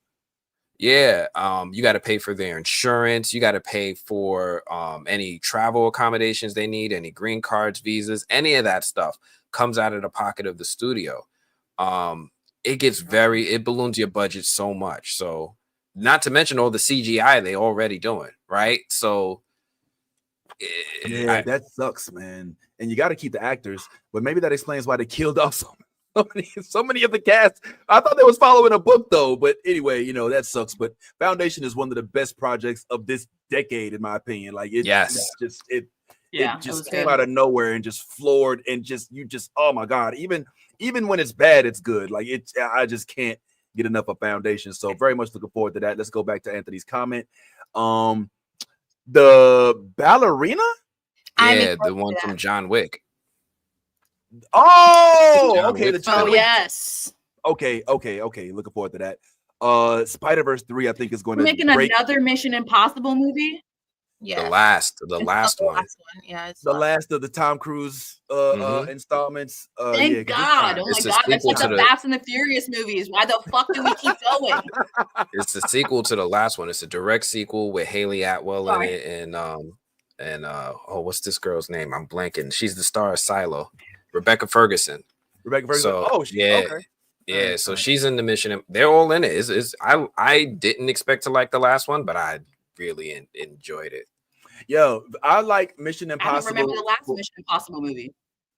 I just want to thank Mission Impossible for keeping Ving Rhames alive. Because had it not been for Mission Impossible, we wouldn't have seen him since Baby Boy. Like he's been doing like Baby Boy, Undisputed 2, Mission Impossible. That's the only time you see him. So thank you, bro. It's always good to see Baby Boy's dad in Mission Impossible movies. Finally, let's see what the final things that Anthony has on this list. I gotta tell you, I'm not looking for. I really hope that they can do something with this Mortal Kombat movie. And right? I didn't. The first one, the first one with old boy from Shogun, I was pleasantly surprised that they did have better plot lines than the original movies, even though who's gonna hate that first soundtrack, right? I'm not here for the plot. I'm not here for the plot. Yeah. I'm not here for the plot. I'm not here for the story. No. I'm here for the fatalities. I'm here for the fatalities. I feel like if they go back to the original like Mortal Kombat movies where we had a fucking tournament and shit, you know what I'm saying? Like that's what we're like us Mortal Kombat fans are looking for. We're looking for like, them fighting each other and shit, not talking to each other and fucking going through these worlds and doing all this like interaction shit. Like, no, fight each other. We don't give a fuck why you're talking. Well, and they're bringing in Johnny Mother Floodpucking Cage. You better do a nut punch. Is all I'm saying, bro. Yes. You better do a nut punch. Split nut punch. Yes. But y'all can't tell me that y'all didn't think it was cheesy how Jax's arms came off, yo? Like he didn't have any emotion at all. Like he literally just had his arms. He was like, oh. Let me ask you an important question though. Please. So? I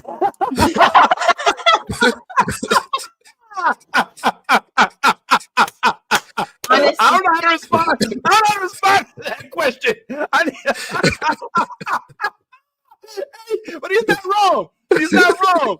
I mean, come on, man. Yo, I just need Sub-Zero to bring that black Nike energy from beginning to end, like he did in the first movie, just straight up gooning on fools, popping up on you in the bathroom, ready to fight on some Goku shit. That's all I'm here for. That's all I really need. That beef with him and Scorpion. Yo, that was gas. Well, since the first movie came out, I can't tell you how many times I've rewatched it. Really? Yeah. You like it like that? So good. I play Mortal Kombat probably more than anything. Of course, for the articles. You want to hear that? Yeah, nah. Well, I mean, listen, the Mortal Kombat game is legendary, and if anybody wants to get beat, let me just put up my I'm gonna put up my gamer handle right here, so you can come and get lessons. If you want to get some lessons in how to play Mortal Kombat, find me on PS5 at Kung Fu Vinny. That's your boy. giving out lessons for free. First one's free, then we start charging. I'll put my cash up after this, but yeah, I'm gonna keep it real, man. Oh, and don't do that. We just became friends. I don't want to mess up our friendship, man, because I will destroy you, bro. Like I'm really good at Mortal Kombat. Like I don't talk about me being good at much, but Mortal Kombat is one of the things that I'm 100% confident in my capabilities. So yes, please, let's keep our friendship clean. I'm gonna have to brush up on mine, and then I'm gonna have to come for this title. It won't matter. We're gonna have to. It won't matter.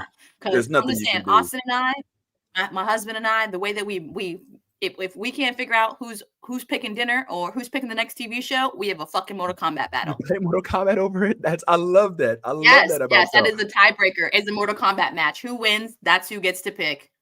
You know, it's interesting because if you follow the game like I do, then you'll know that the game did adopt the idea that Scorpion could be a hero, and I kind of like that. You know what I'm saying? Kuai Liang is his name. But I'm not gonna lie, like I think I have to disagree with Ant in that as much as I'm here for the fighting and here for the fatalities and here for the powers, you gotta give me at least a good story. And they tried. No one goes into Mortal Kombat knowing what we know from the old movies, knowing the video games, and says, I'm here for the storyline. But you not a fighting game person. Come on, you mean to tell me? I mean, yeah, but don't you still want one? Like you no really no. I need some good martial arts action and fighting, and that's the most memorable part of the first movie with the original. Like the island was cool, the plot, the princess, we gotta save her, it was fine. But when they started fighting, like when Kano fought Sonya on that beach, okay. Right, like I'm here for the fighting. I'm not really here for much else after that. Everything else is just filler. Like, just bring me to the next fight. Like, that's like saying I watched Dragon Ball for the story. Oh, all right. That's fair. That's all right. Well, but Dragon Ball's funny too. It's entertaining outside of the fights. But my husband watches it for the story. Yeah, there's the story is a thing. He's a minority. He's a minority. Like, I have Dragon Ball all over my house. Yeah, I've seen every single episode, every single movie. I got Shenron right here. I got Dragon Balls. I had a Dragon Ball Z website. Was my first website. Like I'm there. Oh, is that our cue, Vince? You start playing the music? Yeah. Too much shit at this point, and it's time to wrap it up. Okay. Yeah, we gotta go ahead. We've done the 3-hour and hopefully and I don't know if you're still doing Mondays, but we'd love to pull up on you. However, for us, you guys, for those of y'all in the comments, I'm gonna shout out some names specifically. Mike Onassis, bro, it's been such a pleasure to see you in the comment section. I ain't gonna lie. Callow Wayne, welcome in. Movie blog, man, there you are. Lisa, I saw Lisa at my daughter's volleyball game the other day. That was really cool. It's always weird to meet the fans in person. Just playing. Lisa's not a fan. She's a high school friend. Gothic Chica, excuse me. I think that's what the 4 is for. Thank you for pulling up on Twitch and YouTube. That's a big deal. We don't take that lightly. Minnie, you know we love your homeboy, and everybody else. I'm not gonna go all the way back. There's a lot of comics. Mink, Link, Mo.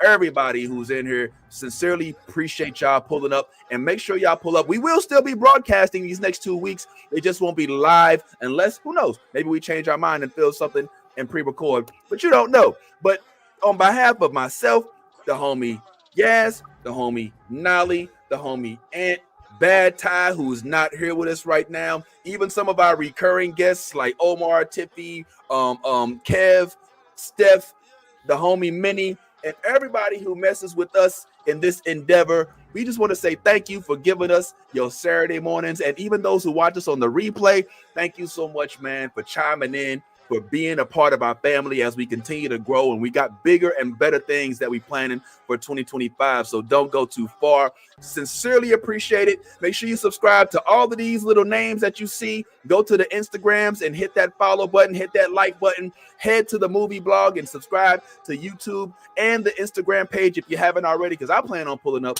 on the movie blog as long as he allow me on there if I don't say something too crazy and get kicked off. So we'll just go ahead and keep that energy. But as we've always said, we're going to keep everybody up for this. Be your authentic self in all things. If you a geek, go ahead and be your authentic geek ass self.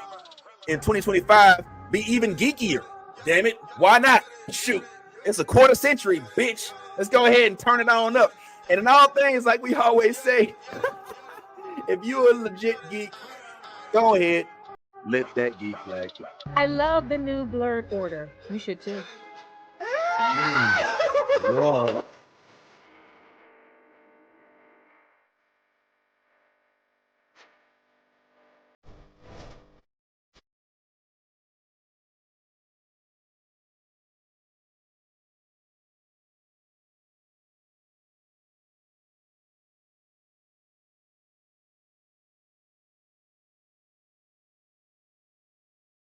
I love the new blurred order. You should too.